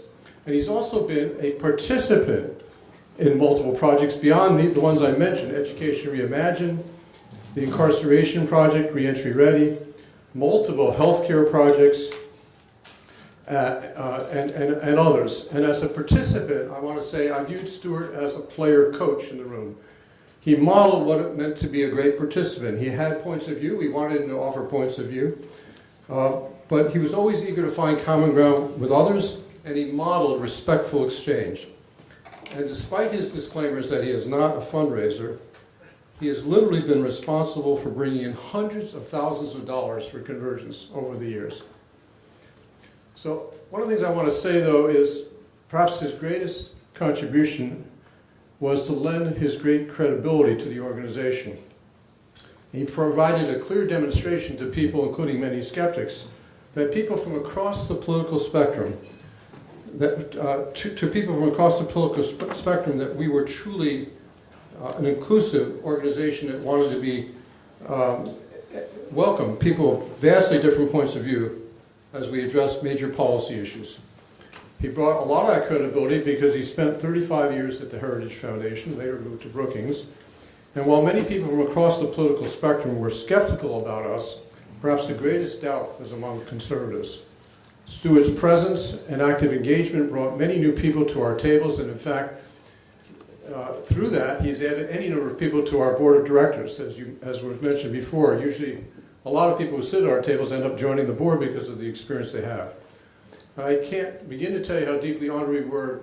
I don't know when it was, Stuart, a decade or so ago, when Stuart said, I'm going to give a day a week to Convergence. He became a visiting fellow, and that only meant that he had more time and energy to give into this cause that he believed in so deeply. If I can personalize for a moment, I believe the strong partnership that Stuart and I developed over the years is really demonstrative of what Convergence is all about.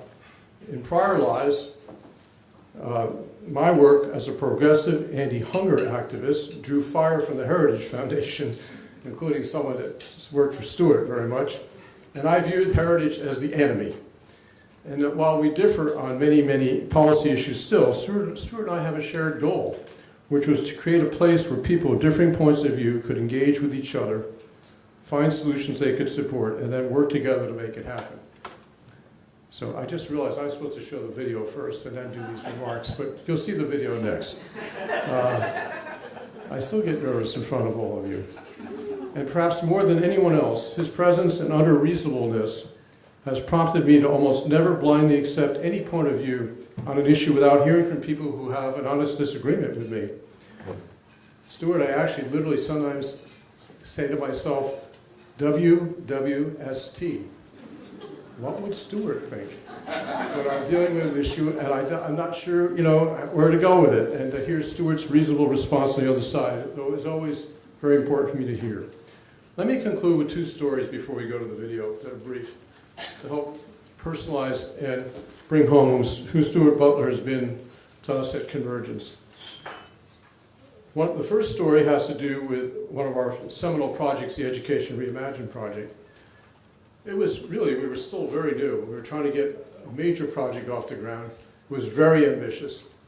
And we knew that the inclusion of major teachers' unions was going to be essential to success. So we didn't have the teachers' unions at the table, and they were standing outside ready to critique it. It wasn't going to go anywhere. So Kelly Young, who later ran the organization Education Reimagined, it came out of our project, and I lined up two board members to come to a meeting with Randy Weingarten, who still is the very spirited progressive leader of the American Federation of Teachers, the second largest teachers union in the country. One board member, fortunately, was David Lipsky, who has passed away a few years ago, but actually taught Randy Weingarten collective bargaining at Cornell University. So she had a bond of affection for David. And then the other unlikely person to bring to this meeting was Stuart Butler. Now, what would a guy from the Heritage Foundation have to offer? How would he reassure Randy Weingarten of the AFT? Well, it turned out they'd been in a series of either seminars or dinners for a period of months. And when we were finally successful in cajoling Randy to enter this process, he looked at us and said, I know if Stuart Butler is there, it'll be a respectful and civil exchange, and I'm going to join in. The second story I'd love to tell, and I'll try to do this very briefly, has to do with a project where I first met Stuart on healthcare coverage. This is before Convergence, and actually the success of this project helped lead to the formation of Convergence. The time was 2004. This was a few years after the Clinton healthcare plan had divided the country deeply. We still had roughly 50 million people were uninsured. And I became the project director out of Search for Common Ground. Michael Shipler is here, and I think you were a witness this. Tom Dunn is here from Search for Common Ground. And we assembled some of the most important, influential leaders in the country on healthcare from across the spectrum, from consumers to hospitals to insurers to you name it, and business leaders and unions and so on. And I remember the very first meeting of the group very distinctly. And there was a lot of tension in the room because these people have been battling for years. We've done interviews to try to bridge differences and show people we're going to be very fair, but people really were tense and they were anticipating what people were going to say and how bad the divisions would be. But we went around the room, we asked every individual to say, well, why do you care about this issue of people being uninsured? The topic was coverage. It was not about cost or quality, it was about coverage. And to a person, they all said, well, it's very important, people have coverage and so on. And a bunch of the more moderate or mainstream groups went first. And to my mind, they were pulling their punches. They didn't really speak to what they wanted. Some of them wanted single payer, more like Canada or England, and some wanted strictly other kinds of approaches. But they all sort of pulled their punches because they saw that the Heritage Foundation was yet to speak and the Chamber of Commerce was yet to speak. So finally, we get about 2/3 around the room, and Stuart says, I don't know about the rest of you, but I believe in universal health care coverage. And there was a hush in the room. So the guy from Heritage is the first guy to call for universal health care coverage? So Stuart went on to say, I may want to try more private methods than many of you prefer, but let's have that discussion and see where we can go. And when people ask me, and I've been asked this in classes I do lately, at any moment, when did you know trust was established in the room? I felt in that moment that it shifted the room. That here you had someone who many people were concerned about and skeptical about or worried that he'd be an outlier. He sounded the call for people to come together, despite our differences, to reach a common goal. And in that, I think that model, Stuart modeled what the kind of behavior we hope to see it in the convergence process, to see regularly in it, and it just shows you what kind of human beings Stuart is. Please join me now in acknowledging Stuart Butler.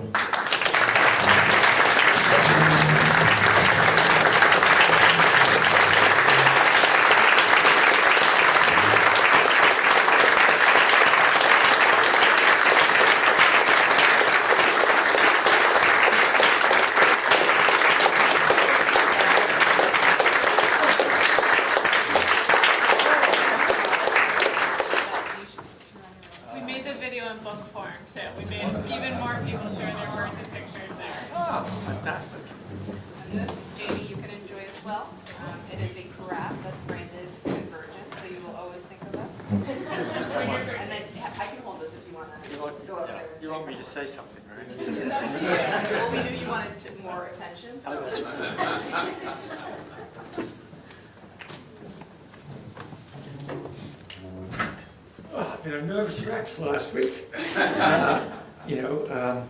and Beth said, in addition to embarrassing you, well, she said that she wasn't going to embarrass me, but of course she has. She just wanted me to take maybe just 2 or 3 minutes to just say, why is it that I felt this connection to convergence and spent a lot of time working in a variety of ways with convergence and for convergence. And let me just try to do that just sort of very quickly. It actually touches on a number of things that people have said, both in the in the tables, in terms of their views and what was said in the panel just a minute, and it all kind of comes together. I came permanently to the United States in 1979. I'd been here a little bit before that, but I came permanently. And as you heard, I joined the Heritage Foundation, which is a sort of conservative, libertarian foundation, worked on public policy. And I've worked on public policy for the last 43 years. It's far more than that, 46, 47 years. And I've been involved in issues like social welfare reform, housing, urban policy, healthcare, of course, social security, the easy stuff. And I learned a lot of things about America, especially in my first few years kind of working in this area. One thing, for example, I learned very quickly was that American football and English football are not the same game. But I learned some other things about people who engage in public policy, having done it myself. And three in particular kind of jumped out at me that I'll mention. One is that there's a tendency always to stereotype people by where they come from, what they look like even, and certainly the organizations. And people feel that they know your views before you can open your mouth. And I think as Rob said, one of the things that he alluded to was the case where what I said was not what they expected. And it changed the dynamic. And I've appreciated that and appreciate other people who do that. Second, also, that people's views are shaped by many things, not just by the data. I'm at Brookings, and Brookings lives on data, but it's not just data. It's experiences. It's all kinds of things that have happened to them. And you've got to understand that. And sometimes they don't tell you this. Sometimes they don't realize it themselves. Kind of what is it that's shaping?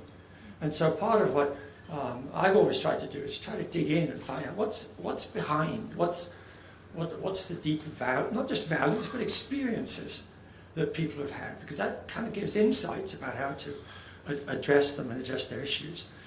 And the third thing I've learned is that often when people are engaged in a conversation or a debate or a hearing or something like that, they're not really listening to each other. People are thinking about the arguments they're going to make on the other side, or some other dimension of this. They're not really listening. And all these three insights all boil down to a conclusion that it means that a lot of common ground and a lot of opportunity to find agreement is missed. It's there, but you don't see it so obviously. And certainly through my career and certainly my work with Convergence, I've tried very hard to work with people and to build relationships so that these impediments can kind of go away and we can be, and I think you did hear people talk a little bit about this, that building the relationship first is the most important thing to getting agreement on policy. If you don't build the trust in the relationship, and joke about things and have some Pinot together and things like that, that you're really not going to make progress. So I've always kind of felt that success in public policy comes from relationships first, policy second. And that's very much shaped my thinking. Now, let me go back again. I go back 15, 20 years. I was very frustrated because I would be trying to do this sort of outreach and to work with people. But every issue, I had to start from scratch.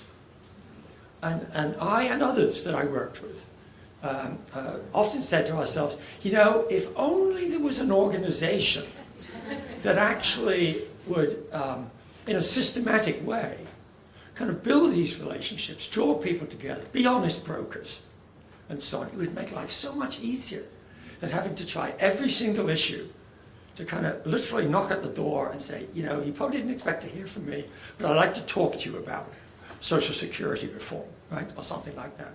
So many of us actually were sort of around saying, if only there was some organization that would do it.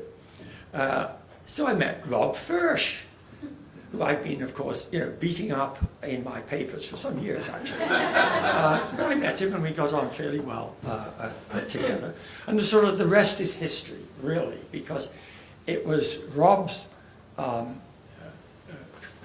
view and his dream of setting up precisely the organization that I knew was needed to get public policy change and public policy reforms in the way that I had kind of learned the hard way in my first several years in the United States.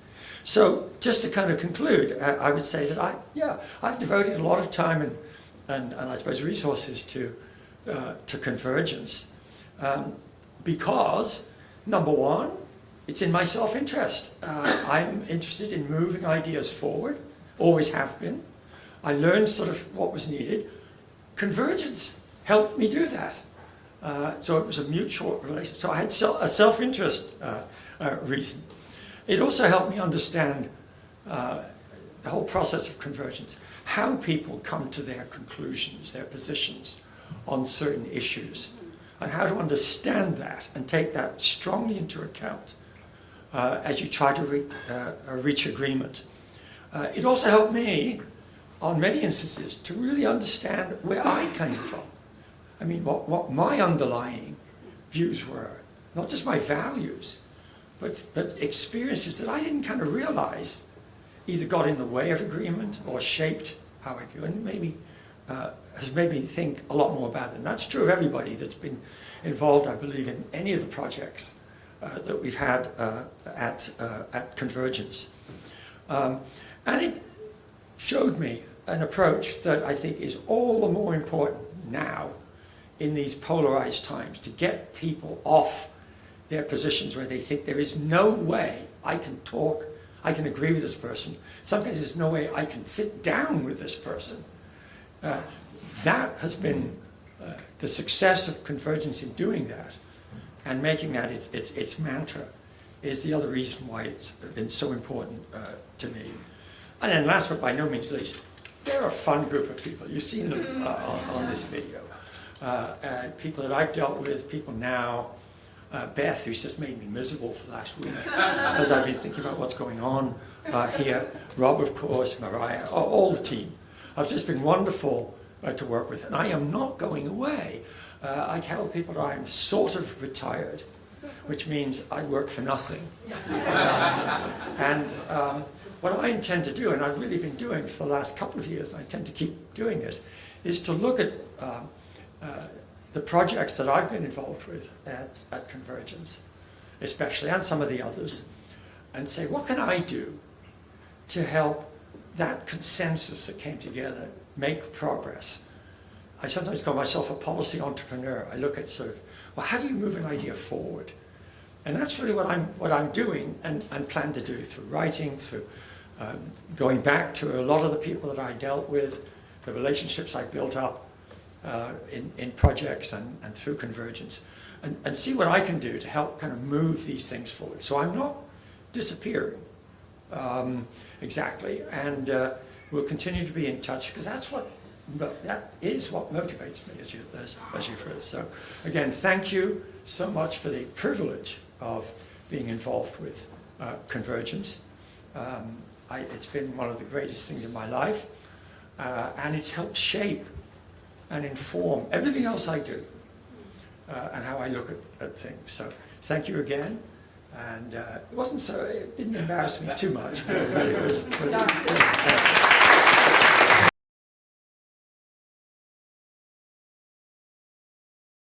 The project that we're going to talk about is working to advance inclusive economic growth in St. Louis, where I'm from and where I grew up, keenly aware of both how hard some people's lives were and how unaware others were of that reality and the divides and impasse that resulted.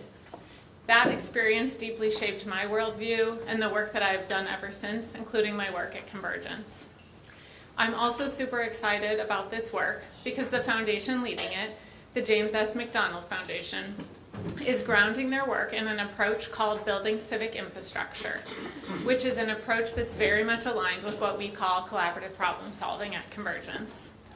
while JSMF made a commitment to this approach before we met each other, we're inspired to be playing a role supporting an institution taking such a collaborative approach. And not only that, but JSMF has made a 10-year commitment to the work, committed many millions of their own resources, and committed to working with other stakeholders collaboratively to raise over $150 million. To ensure that collaborative solutions are not only developed, but that they're implemented. Jason would be more than happy to speak with anyone who's interested in supporting the work. And with that, we're going to bring Jason up. Dr. Jason Purnell joined the James S. McDonald Foundation as the president and CEO in 2023 after many years of leading community health improvement efforts at the BJC healthcare system in St. Louis and as a scholar at Washington University in St. Louis's Brown School. He's known for his landmark work, For the Sake of All, a report on African American health in St. Louis, which helped to catalyze major policy and programmatic changes across the region. His subsequent work on segregation in St. Louis, as I was referring to earlier, helped to spur the creation of an affordable housing trust for St. Louis. Throughout his career, Jason has focused on the intersection of health, opportunity, and systems change, and the role that institutions and civic leadership can play in addressing deeply rooted inequities. Under his leadership, the foundation has made a significant commitment to strengthening the civic infrastructure needed to advance economic mobility and opportunity in the St. Louis region. Jason will begin by sharing a little bit about his own journey and the foundation's vision, and after that, Gabriel Herrera from the Convergence team will walk through the collaborative process that he's been helping to lead and the solution that the stakeholders in St. Louis have been developing. So Jason, we're so grateful for your leadership, for your partnership, and we're thrilled that you're with us today. Thank you very much, Mariah, and thank you for the invitation to be here with you today to talk a little bit about the Inclusive Prosperity Partnership. It's been such an inspiring several hours to be in a room full of people who are dedicated to working together to solve problems, and that's so much part of the ethos of what we're trying to accomplish in St. Louis through the James S. McDonald Foundation. So as Mariah mentioned, I'm president and CEO of the James S. McDonald Foundation, and we are leading efforts to try and bring leaders together in St. Louis to create economic opportunity for people who have been left out of the economic mainstream. We talk a lot about policy innovations. Unfortunately, St. Louis has the distinction of being an innovator in exclusion and segregation. One of the first municipal ordinances racially segregating a city passed in 1916 in St. Louis by over 70% of the vote. What we are interested in is how do you reverse engineer some of those on-purpose policies that excluded people and intentionally include people. So that's part of the impetus of the work that we're doing. I like to say that we are a 75-year-old startup. So Mr. McDonald, who is pictured here, James S. McDonald, who is our namesake, is the founder of McDonnell Aircraft, which became McDonnell Douglas and is now part of Boeing. Mr. McDonald was involved, all of us have been excitedly watching the Artemis excursion into space. The first space capsules were actually developed in St. Louis by McDonnell Douglas. And you can see, hopefully you can see President Kennedy being driven around in a little trolley when he came to visit and noted that we would get to the moon by the end of the decade. But part of what inspires us about Mr. McDonald is the fact that he was driven by data and evidence, but he was also driven by a sense of collaboration. He used to call his employees in the 1950s teammates, long before that was in vogue. And he used to actually get on the intercom at McDonnell Aircraft and say, "This is Mac," calling all the team whenever he was going to address something that they were going to build together. So that same culture of following the evidence, following the data, but also doing things collaboratively and as part of teams drives the way that we do the work that we do at the James S. McDonald Foundation. For the first 30 years of the James S. McDonald Foundation, after it was founded in 1950, it did basically whatever Mr. McDonald was interested in. But when he passed in 1980, the family dedicated the foundation's work to scientific research that was in line with the things that he was interested in. So a lot of cognitive science, neuroscience, complex system science around the world, almost operating as a kind of mini NIH. But within the last 3 or 4 years, the board decided that it was going to focus its efforts entirely on St. Louis and entirely on shared prosperity and quality of life in the St. Louis region. So I was brought on to lead the foundation in that shift. We embarked on a strategic planning process and landed on economic mobility as the North Star of the work that we do. But economic mobility focused on the populations facing the starkest disparities in St. Louis is where we focus our efforts. And we do that through workforce development, through small and mid-sized business development, through wealth building. But what's most relevant to our conversation here today is a major investment in civic infrastructure and regional leadership capacity, because we realize that none of that other work gets done without strong civic infrastructure and collaborative capacity in the St. Louis region. So, as I mentioned, the only way that we move together as a region is by having that strong civic muscle. And we think that there are some active ingredients in terms of how you get there. We've been really influenced by the scholarship of Manuel Pastor and Chris Binner, who have looked at regions over the past 40, 50 years. And they've looked on 2 dimensions. Those regions' growth, and we heard in the previous panel about the need for economic growth, that's certainly true, but also equity. Who gets included in that growth? And it turns out that regions that are able to have sustained and inclusive economic growth all have in common strong civic infrastructure, or what these scholars call diverse and dynamic epistemic communities, which is academic. I'm a recovering academic, so I will translate that for you. It just means looking at the same data, having spaces for deliberation, and then having a shared narrative around what we want our region to be, and committing to doing the work that's necessary to move that forward. So we called the question in St. Louis. Before we started the Inclusive Prosperity Partnership, we did something called the Regional Collaboration Conversation with a small group of other funders and civic actors and leaders to call the question, can we build this? Can we build this civic infrastructure in St. Louis? And what you need to know about the region that we both know and love is that it's highly fragmented. Fragmentation is kind of printed on the DNA of St. Louis. The city of St. Louis does not sit within St. Louis County, because back in the 1870s, there was a vote to divorce the city from the county. And even if the city rejoined St. Louis County, it would be something like the 88th or 89th municipality in St. Louis County. There are more municipalities in St. Louis County than there are countries in Europe. And that kind of fragmentation sort of replicates, kind of like DNA, into the nonprofit sector, into local government. So we've got to counteract this tendency to shift apart from one another and build the kinds of infrastructures that are necessary to bring us together. We do that through shared data, through creating platforms for deliberation, and for having a sense of shared destiny. And this is part of the reality that we're dealing with.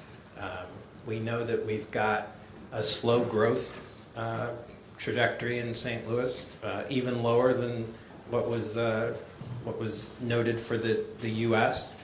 And we also know that a little under half of our population doesn't have what they need to feel secure and to succeed economically. So we've got to change that directory.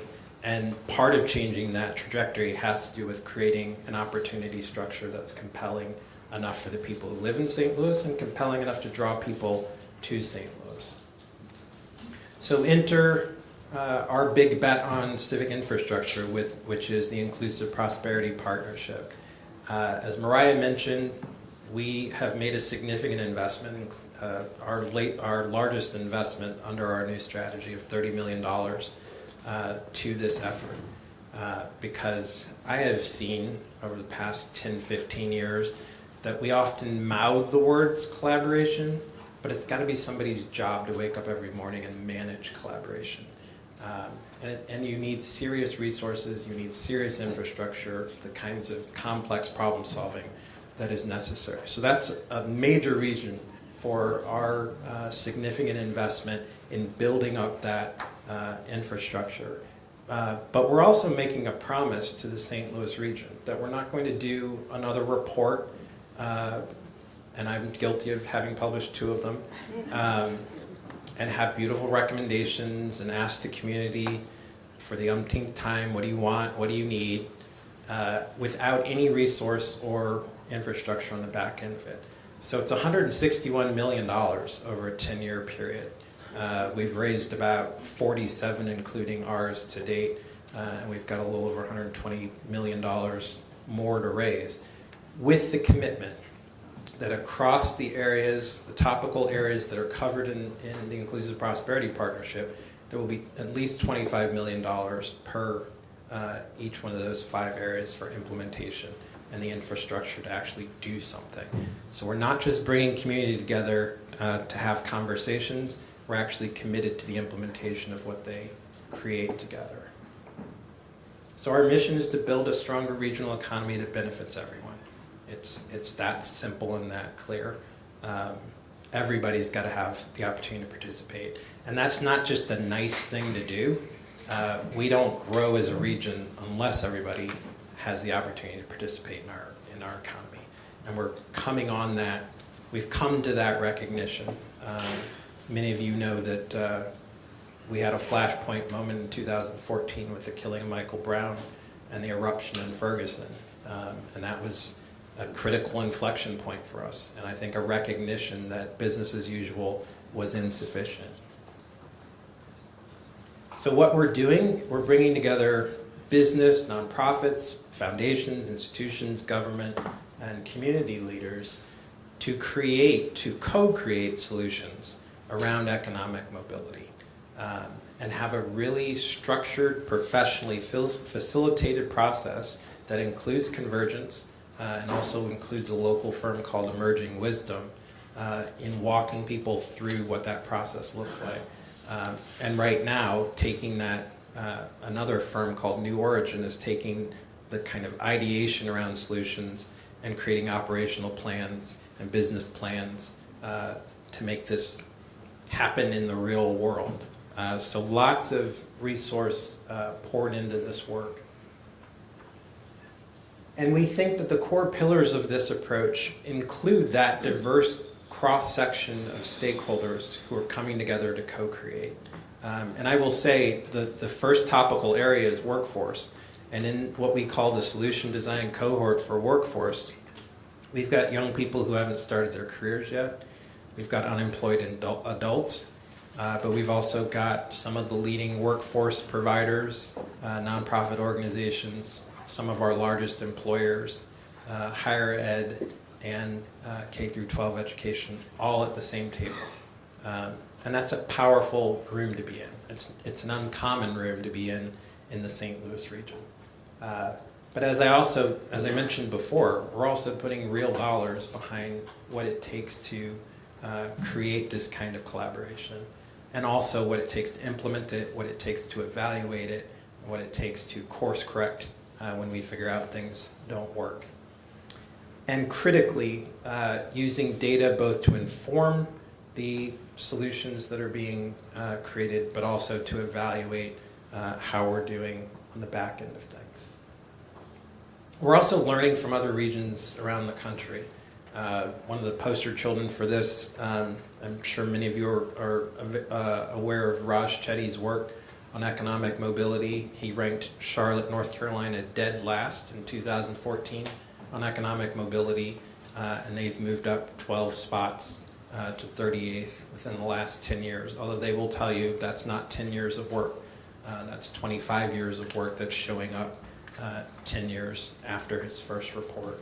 But also our cousins across the state in Kansas City, efforts in Houston and in other places that have come together collaboratively to work on this issue of workforce and have seen demonstrable changes. So I mentioned quality jobs is our first topical area. The second one we'll tackle is early childhood, and affordable housing will be the third, and the steering committee will pick the last two issues shortly.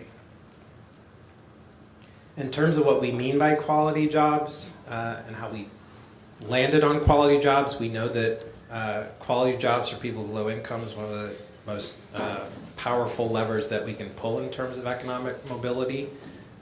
It was also consistent with the data on St. Louis and the existing work and momentum that we saw on the ground. So that's kind of what led to that.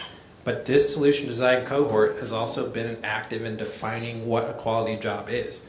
And it's got to pay a living wage, which for us in St. Louis is about $50,000 for an individual, $100,000 for a family.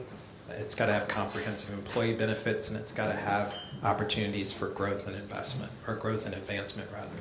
So when we look at job growth and placement into jobs, it's got to reach that threshold of quality. And the solution design cohorts, that's a picture of one of their meetings.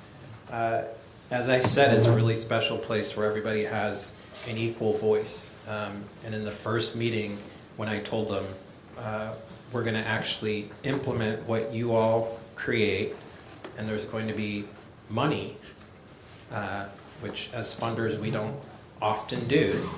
We'll bring you to a lovely ballroom to do a planning process and then say good luck. The looks on their faces were pretty amazing, that someone is going to commit to following through on what a truly diverse set of community members has come together to create.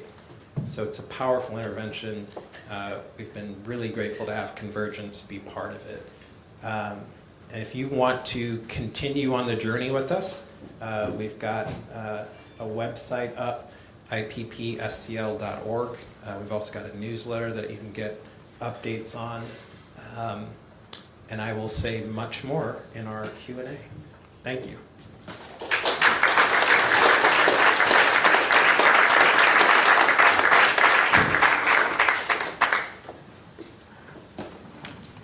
Thank you, Jason. We're really grateful for your partnership, and it's really special and meaningful to have you here today with us. Hello, everyone. For those who don't know me, my name is Gabriel. You can call me Gabe. I'm a programs director at Convergence, and I lead our role on the facilitation team for the Inclusive Prosperity Partnership, and the first solution design cohort focused on quality jobs in St. Louis. Alongside Convergence, we're also working closely with Emerging Wisdom, a St. Louis-based organization that makes up the other half of the facilitation team. So there's collaboration built right into how this work is being supported from the very start, which feels especially fitting for what the IPP is working to do at a regional level. As Jason mentioned, civic infrastructure is the connective tissue for inclusive economic growth, and collaboration is the muscle that allows that infrastructure to function.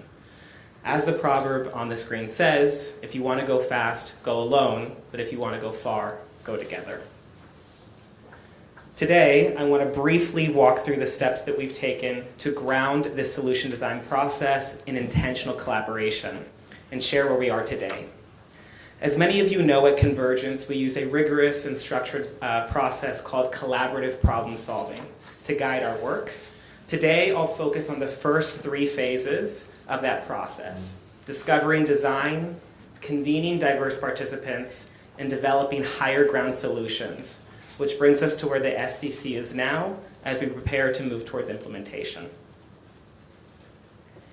During the discovery and design phase, which took place from April to July of last year, the facilitation team conducted 56 interviews with a wide range of stakeholders and facilitated 4 in-person focus groups with residents who have had direct experience navigating economic barriers in St. Louis. I want to acknowledge that a big reason so many people were willing to engage early on was the trust and credibility that JSMF and Jason personally have built into the region. One stakeholder said it very clearly, "I trust Jason completely, and that's why I'm on board." The goal for the discovery and design phase was to better understand the systemic barriers people face and identify opportunities to improve access to quality jobs for residents with low incomes. What we heard consistently across the board was that the workforce system is fragmented, as Jason mentioned, that barriers to access operate at both individual and structural levels, and that many relationships across the system are still transactional rather than coordinated for long-term impact. Those findings help shape both the structure and priorities of the solution design cohort and reinforce the importance of focusing on structural solutions, not just individual program improvements. From there, SDC members were selected through a careful process designed to ensure the cohort reflected both the diversity of perspectives as well as the range of expertise needed to address complex barriers to quality job attainment. Selection for the SDC emphasized individuals with a deep knowledge of workforce challenges, demonstrated involvement in advancing job quality and economic mobility, and lived or learned experience navigating barriers to employment across the region. We also prioritized geographic diversity across St. Louis and a balance of established institutional leaders and emerging young community voices.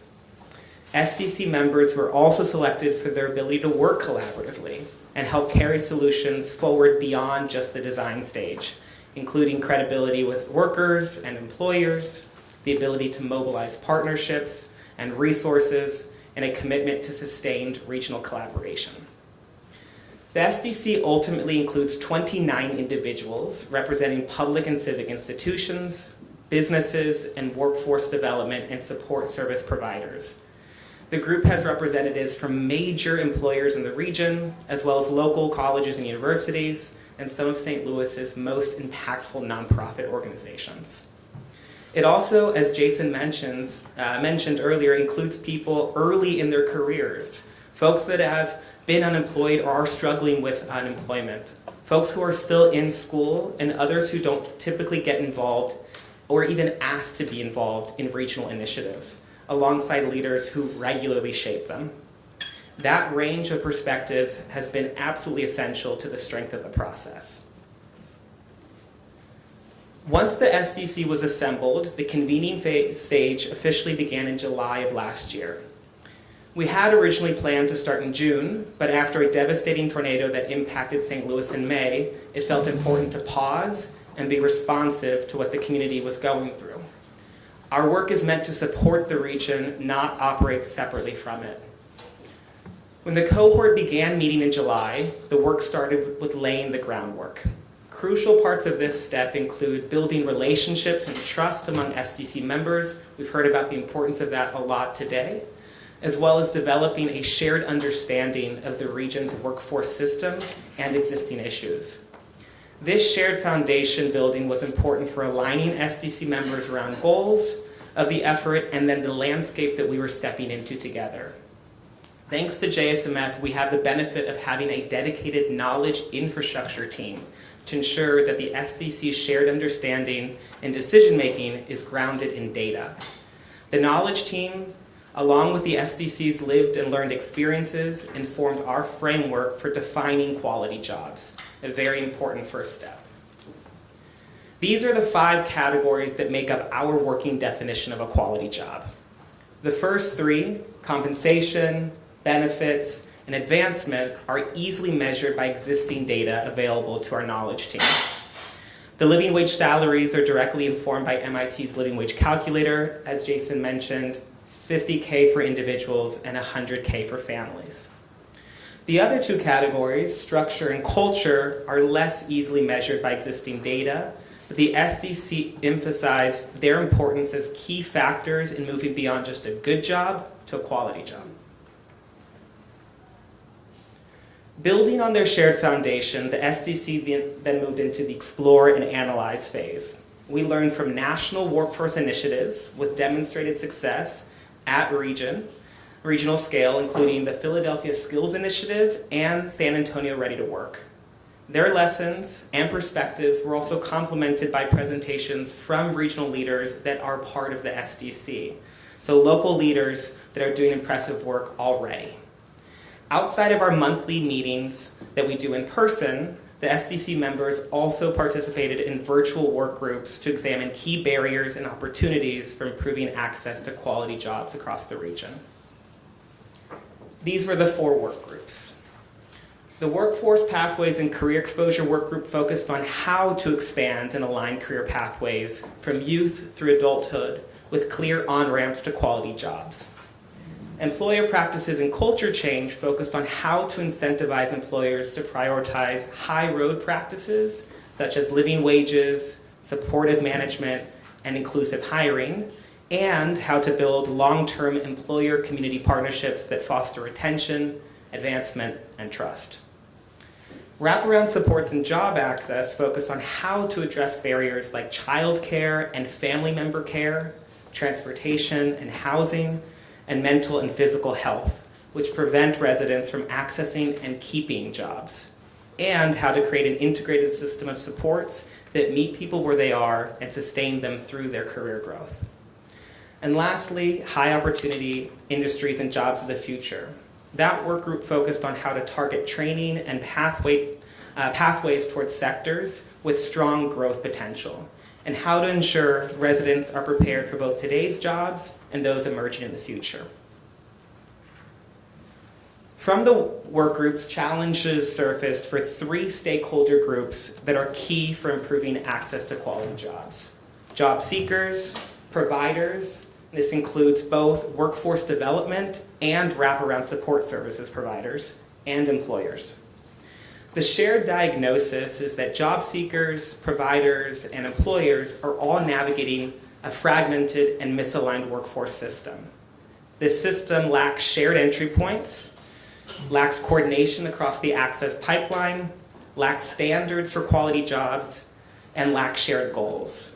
We regularly heard that what's missing is a North Star, which was talked about earlier today. As a result, what happens is that job seekers struggle to access and then retain high-quality jobs.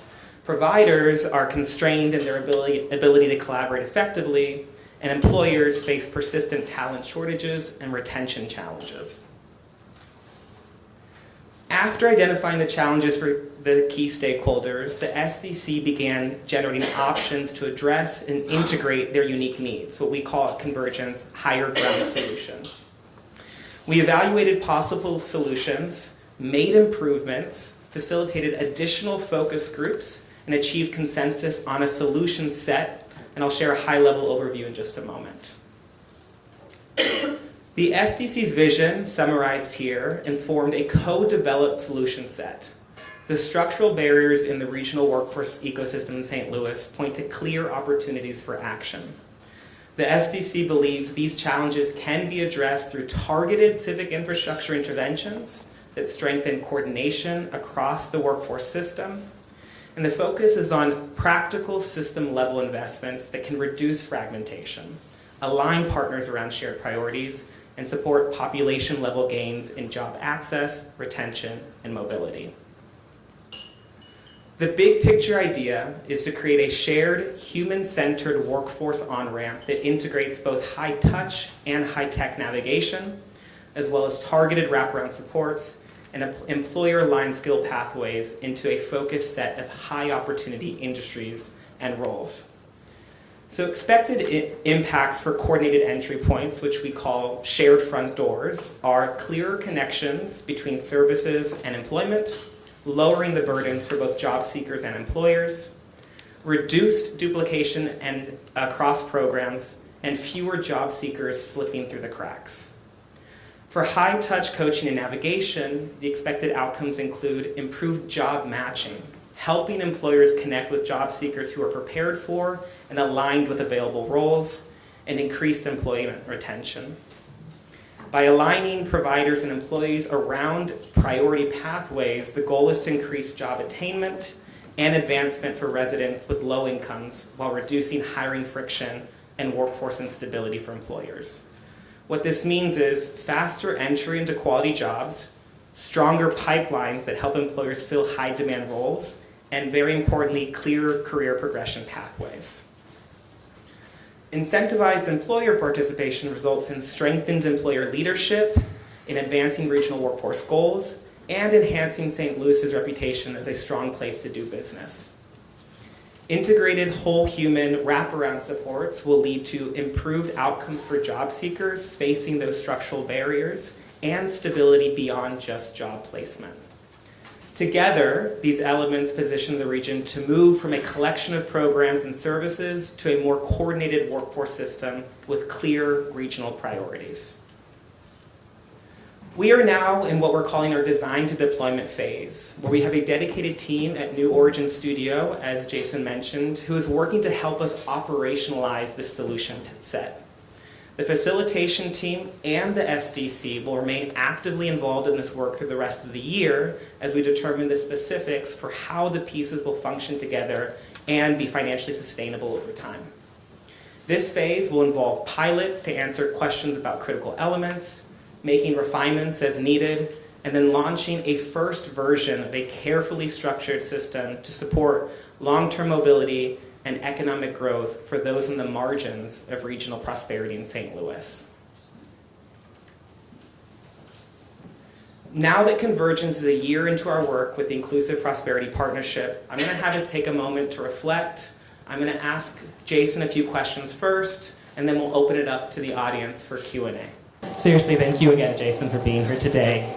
It's been so impressive to witness how committed you and the entire JSMF team are to the Inclusive Prosperity Partnership. In particular, I've really appreciated the intentionality behind each and every decision that's been made so far throughout the process, and not to mention the many resources that have been invested. I'm going to start by asking you talked earlier about IPP's focus on civic infrastructure, the connective tissue that helps regions align strategy, resources, and leadership to solve big problems. With that in mind, my first question is, what resonated with you about Convergence's collaborative problem-solving methodology? Yeah, so we were introduced to Convergence at the Council on Foundations meeting maybe two years ago now in Chicago, and went through a workshop with really concrete, tactical, practical steps that we could take to bridge divides and come up with common ground solutions. That's what was so compelling to us, because we knew that we had trust challenges to overcome in St. Louis. We were talking about issues that have faced St. Louis for decades, and the need to solve for some of those issues with a broad set of stakeholders who were going to be necessary to push things forward. And we needed, quite frankly, the operating system for how you do that. We also needed a way of overcoming what we call in St. Louis Midwest nice. And some of you who may have Midwestern roots or even Southern roots may know about that kind of niceness, that politeness that keeps us from tackling conflict head on. And this was a set of tactics to overcome some of that and really get to the root of the issues. One of the ground rules we often put into place in our collaboratives are that lessons kind of leave, but the stories stay, right? That's really important. And in terms of that trust building, we've had some really vulnerable conversations and folks that have shared sensitive information and stories about some of the struggles that they're facing in their unique contexts. And I've really appreciated seeing how the trust has been built throughout this SDC process. So I really resonate with that. I wanted to ask, why the focus on collaboration? Why use a solution design cohort in this way and not solutions driven by data only? Well, one of my answers to that is I often tell people that numbers are about 3,000 to 5,000 years old. But we've been telling stories since we emerged on the planet. I mean, stories are the way that we understand the world. So we've got to marry data, and I believe in data, with people's lived experience and with their lived, what I like to call lived expertise, in order for it to be meaningfully translated into action. We can't just rely on data alone. But we also can't rely on what has been the problem-solving operating system in St. Louis and a lot of places, which is a sort of city fathers bless some initiative, and then everybody's supposed to fall into line behind those. They're inadequate for our moment. And they had some efficacy 50, 70 years ago as a way of getting people organized. But we're in a moment where I think there's more recognition of the fact that if you're going to create a solution, particularly for the kinds of populations that we're interested in, and do it without those people at the table, you're going to fail. It's not going to take into account all of the various needs and perspectives that are necessary for a solution. And my analogy is very often these phones that we carry around with us. Apple would never put out a new version of the iPhone that you carry around in your pocket without spending thousands of hours and millions of dollars testing it with the end user. But we think we can solve for things like workforce or economic mobility without talking to the people whose mobility that we're interested in. But you also don't want to overplay that hand. You also need employers at the table. You also need people who control resources and make decisions at the table. So it's not an either or, it's how do you blend all of those perspectives and come to closer and closer approximations of truth because you have included the perspectives of diverse stakeholders. Thank you. And you started to explain earlier this phased approach about taking one issue area on at a time. So obviously we're starting with quality jobs. And what I'm really impressed by is that rather than just saying these will be the 5 issue areas, you're intentionally taking one issue at a time and making sure that they're deeply informed by community voices and real-time learning. Can I ask, what's the process for selecting issues for SDCs, these solution design cohorts, and what made you start with quality jobs? Well, as I mentioned before, we started with quality jobs and it came out of that first phase regional collaboration conversation because what we saw in looking at the data on economic mobility is that was one of the most potent things that you could intervene on. But we also triangulated that with what are the data on St. Louis showing us? What are the needs on the ground? And there were a number of reports that had been released over the course of a decade from very different groups. Everything from the Ferguson Commission to an activist organization-led effort called the People's Plan to the local business organization's 2030 Jobs Plan. When we looked across all of those reports, they all talked about jobs. So that was a kind of grounding, initial common ground moment. And then we looked at what was already in flight, which trains had already left the station, where was their momentum, and that's how we landed on that. For the subsequent issue areas, we have another structure within IPP called the Collaborative Partner Committee, or CPC for short. That's where we're surfacing additional areas of focus. So that is a group of community leaders and community members who are interested in this work around economic mobility, and then the steering committee approves the subsequent areas. But also those areas are sort of topical building blocks. You know, in order to be successful in a quality job, you need high quality childcare. You need a safe and stable home base with affordable housing. So we expect that the next 2 will build on that as well. It's certainly an impressive 10-year vision, but with a lot of resources behind it and a lot of really important structure and intentionality throughout. My last question for you before I turn it over to the audience. If folks are inspired by what they've heard today, if they want to get involved, how can they support the Inclusive Prosperity Partnership? Yeah, involvement is, part of the ethos of IPP. There's multiple ways to get involved. Obviously, if you want to help us get to that $161 million goal, happy to talk to you about that. But we've also got, if you go on ippstl.org, we've just posted a posting for an executive director. We're doing a national search for an executive director to come and help lead this work. So if you know folks in your network who might be appropriate for that, we would love to hear from you about that. But we also want to learn from your region. Are there things that have worked? Is there work that you're aware of? We are constantly feeding that knowledge infrastructure that we're building, and we want to know about success points. And we also want to know about failure points. What didn't work?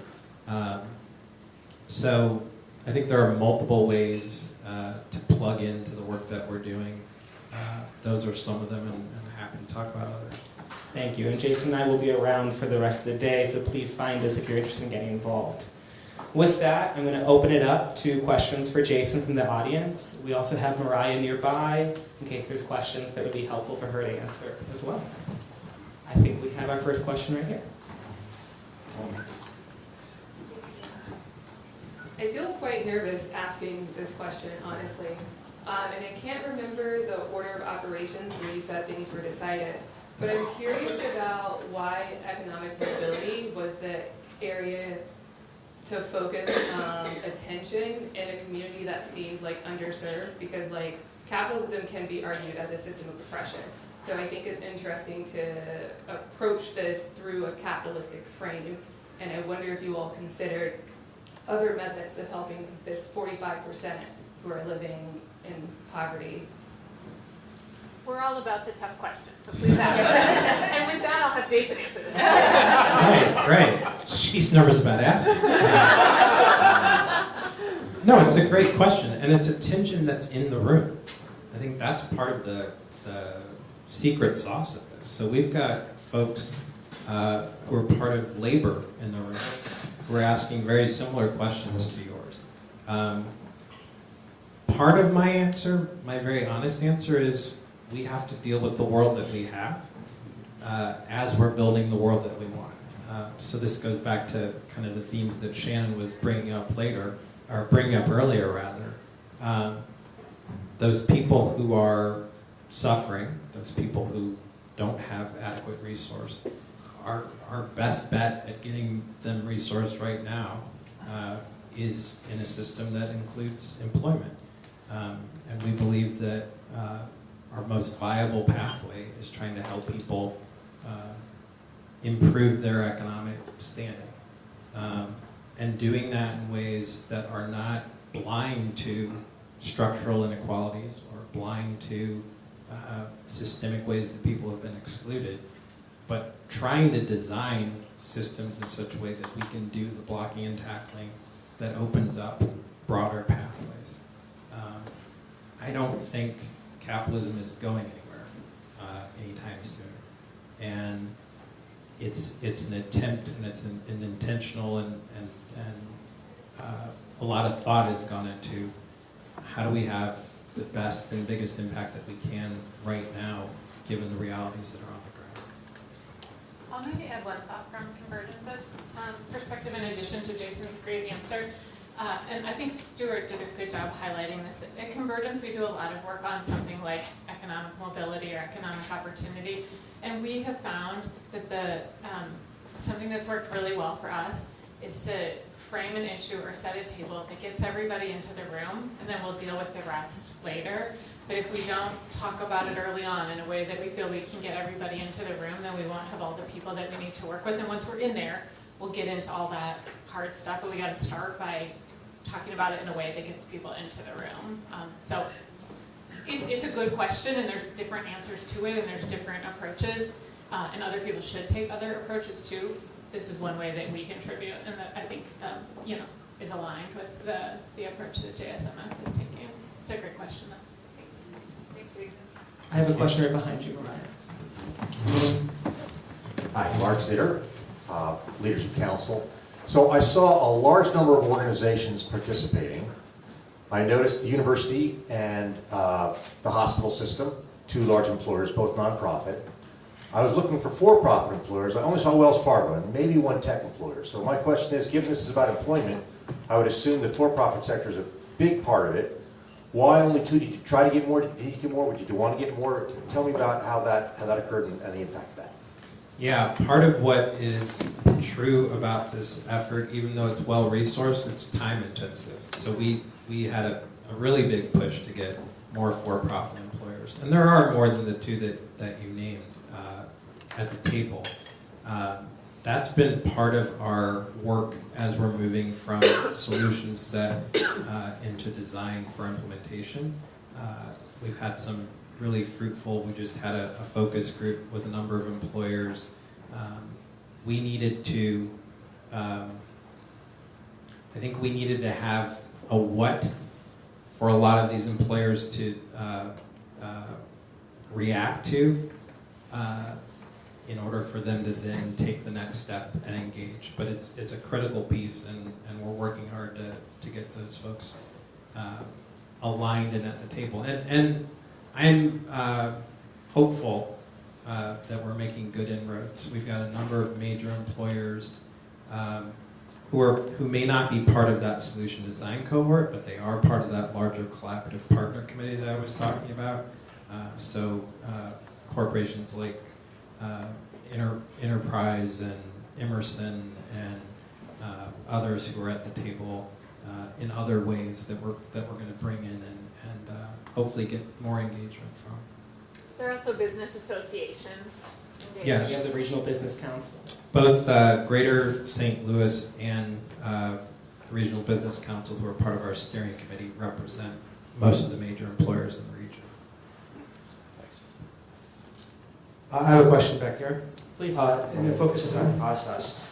What were some of the challenges that you had in co-facilitating with the other organizations and getting everybody in sync with the process? And then the second part is, were the work groups also facilitated, and was there a similar process for each work? Yeah, I can take that on. So I have to say, we have really benefited from co-facilitating with Emerging Wisdom, which is that local St. Louis-based organization. They live and are part of the community and have been really helpful making sure that the process that we have also really aligns with what they know works best. And they are also extremely skilled facilitators as well. And so it's really been this opportunity to work closely together and learn together. And it has actually not been a source of friction or tension in any way. I've really been, I feel very, very blessed to work with both Rebecca and David, who are two co-facilitators from Emerging Wisdom. And it has actually been a very seamless process. I do think there's a lot of strength in co-facilitation. You are able to see more things in the room. You're able to observe more, connect dots that maybe, when you have fewer people, are not able to see or connect in that same way.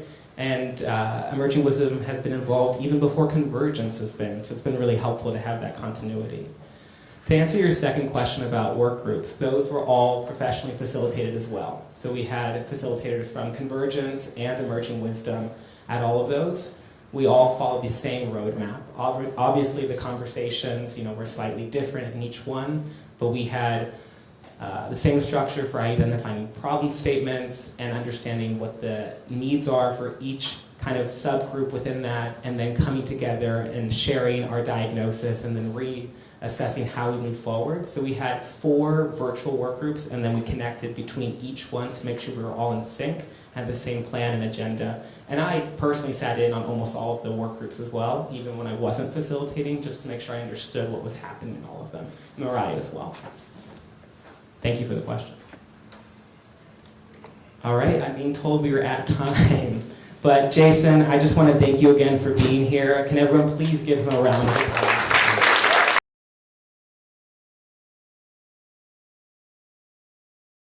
And reflecting on the themes for today, we heard so much about community and local problem solving and local problem solvers. We heard about civic infrastructure, de Tocqueville and Putnam. We heard about building the future that we want. and taking action to bridge divides and solve problems together. And what really has struck me about those themes that came out of the day was that that is really what we are all doing here today. We've really come together to create more community and take more action. And so that's what is giving me hope today. So I'm so grateful that you all have been here today, growing our community, supporting our work, sharing your wisdom, giving us new ideas. And before we wrap up and enjoy a nice reception together and celebrate our day, we would love to hear what is giving you hope coming out of today. I can't read things that little. Connecting with people, new people and familiar faces is number 1. Oh, so that's right on theme, right? Connecting. Learning about specific projects and their impacts, and then feeling a sense of shared purpose. So anyone, reflections on what gave you hope today, themes from the day, final questions or discussion, just really opening the floor for thoughts.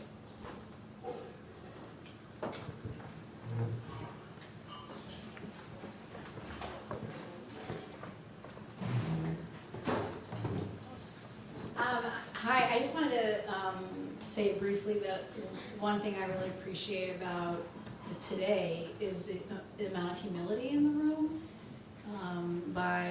from the speakers, from the staff, from those on the leadership council, just the desire to share and to listen. So yeah, I just appreciate that. Thank you, and I appreciate that you appreciate that. That's my style. So I like being able to be authentic. So I think it's really clear that we just about everyone in this room is aligned on purpose. We may have different ways of going about it, but coming together and being connected with other people who share these dreams is really critical, especially when, I don't know if you all have this experience, but when I go back in my home community situations, I'm sometimes the only person in the room who apparently seems to be thinking this way, and it's really easy to let the naysayers get you down. And so to have our beliefs, our dreams reinforced in a moment like today, that's why I flew across the country just for the day to be here, just to get a dose, just to get an injection. So thank you. Thank you, John. I really appreciate watching you all appreciate Stuart. Like, this is my first time here, and seeing the love that you all had for him and watching all the videos, like, I think it's one thing to work in an organization that's trying to do amazing things in the world, but then to see them do it with their own people is really important too. Thank you.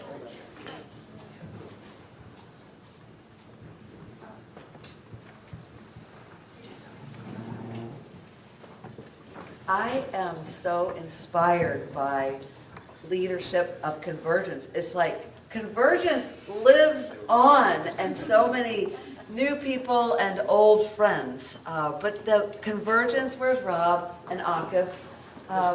There's Rob, there's Akif. Convergence lives on. Without the Charm Brothers. Amen.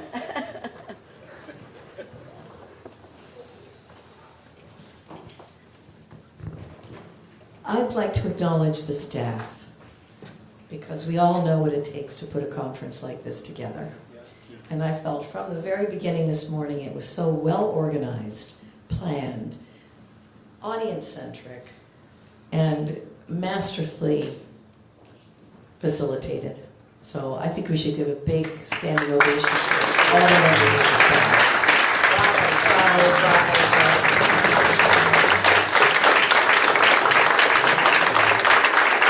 My name's Beth Miller. I'm the Executive Vice President. I know many of you. I work really closely with Mariah to run this organization. And what's bringing us hope right now is, for sure, the people in this room. I just feel it in my soul, just how much energy there is around folks wanting to come together and help Convergence and lean in. We're a small staff. Thank you for acknowledging us. We're only 13 people, soon to be 14, and we are able to make a big impact because we have a community of people that lean in and support us. And so, as the EVP and as the person leading fundraising, I would be remiss not to ask for your support. You saw the video that we played earlier about NCLC and the Community Leadership Program not an association, the National Collaborative. Oh, that's a great word. And we're so excited about the partnership. When I first saw the video about NCLC, I thought for sure that they like made it after we talked to them because it's so aligned with the work that Convergence does. And when Mariah and I have talked about what the Learning Lab means and how we're going to get it out into the world, we did not imagine having a partner like that emerge so soon after launching it. We just went live in October, so not even, barely 6 months, and then to have a partner that's so invested and so willing and leaning in, and we just work really well together. And we're feeling really enthusiastic about our ability to raise the money to do it long term, and our plan is to try to pilot it in 10 cities this year with leaders from 10 different programs. We're going to do a train the trainer where we equip them to integrate that new curriculum into their flagship programming and help them push towards making more of an impact in their communities and getting more towards action. And I want to invite Cynthia up here to talk a little bit, just very briefly, about why this matters and why Convergence has a big role to play here. And don't worry, we're not asking for $161 million like Jason is seeking, so we'll take it. Just 159. Yeah. Hi everybody, I'm really excited to be here. I'm so thrilled about this partnership. I cannot even tell you. It's fortunate that I have to get to the airport, otherwise you all would hear me up here talking for quite a bit. So let me make this short and just say, one of the things they teach you, in business school, if you can solve someone's source of pain, then that's a solid business plan, right? For me and for us, working with Convergence solves a significant source of pain for us. And when I say us, I'll speak from 3 different us's. So for the National Community Leadership Collaborative, community leadership programs have been around since the 70s, but our ability to look at this from a scalable national platform is pretty brand new. So even though we're older than Convergence in theory, actually having your all's expertise at helping us navigate some of this is going to be transformational. And it's going to be more than transformational, it's going to do it at an accelerated pace, so we needed this. From an individual community leadership perspective, one of the things that all of my colleagues agreed on is what we need some curriculum help that makes it easy. Most of my colleagues are small programs. Curriculum design is labor intensive, and if you want good curriculum design, it's really labor intensive. It requires research and study and knowledge and all the things. So they wanted this in order to kickstart their relevance and to really be able to meet needs in their community.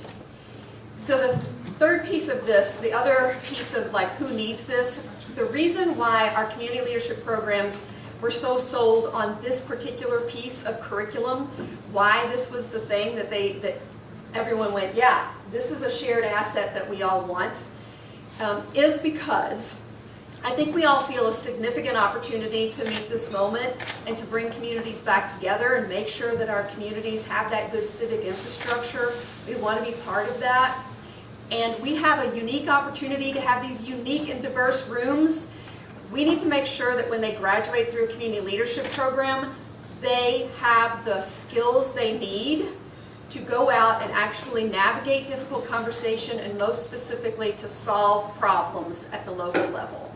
When we invest in skill-based leadership learning, we invest in confidence. Confidence is exactly what takes friction and turns it into fuel. So we need this, and I've been really, really so thrilled and pleased just to get to know you all and to have built this relationship. And I have so enjoyed meeting all of you all today. Find me on LinkedIn because I'd love to continue the conversations. Thank you so much for your partnership.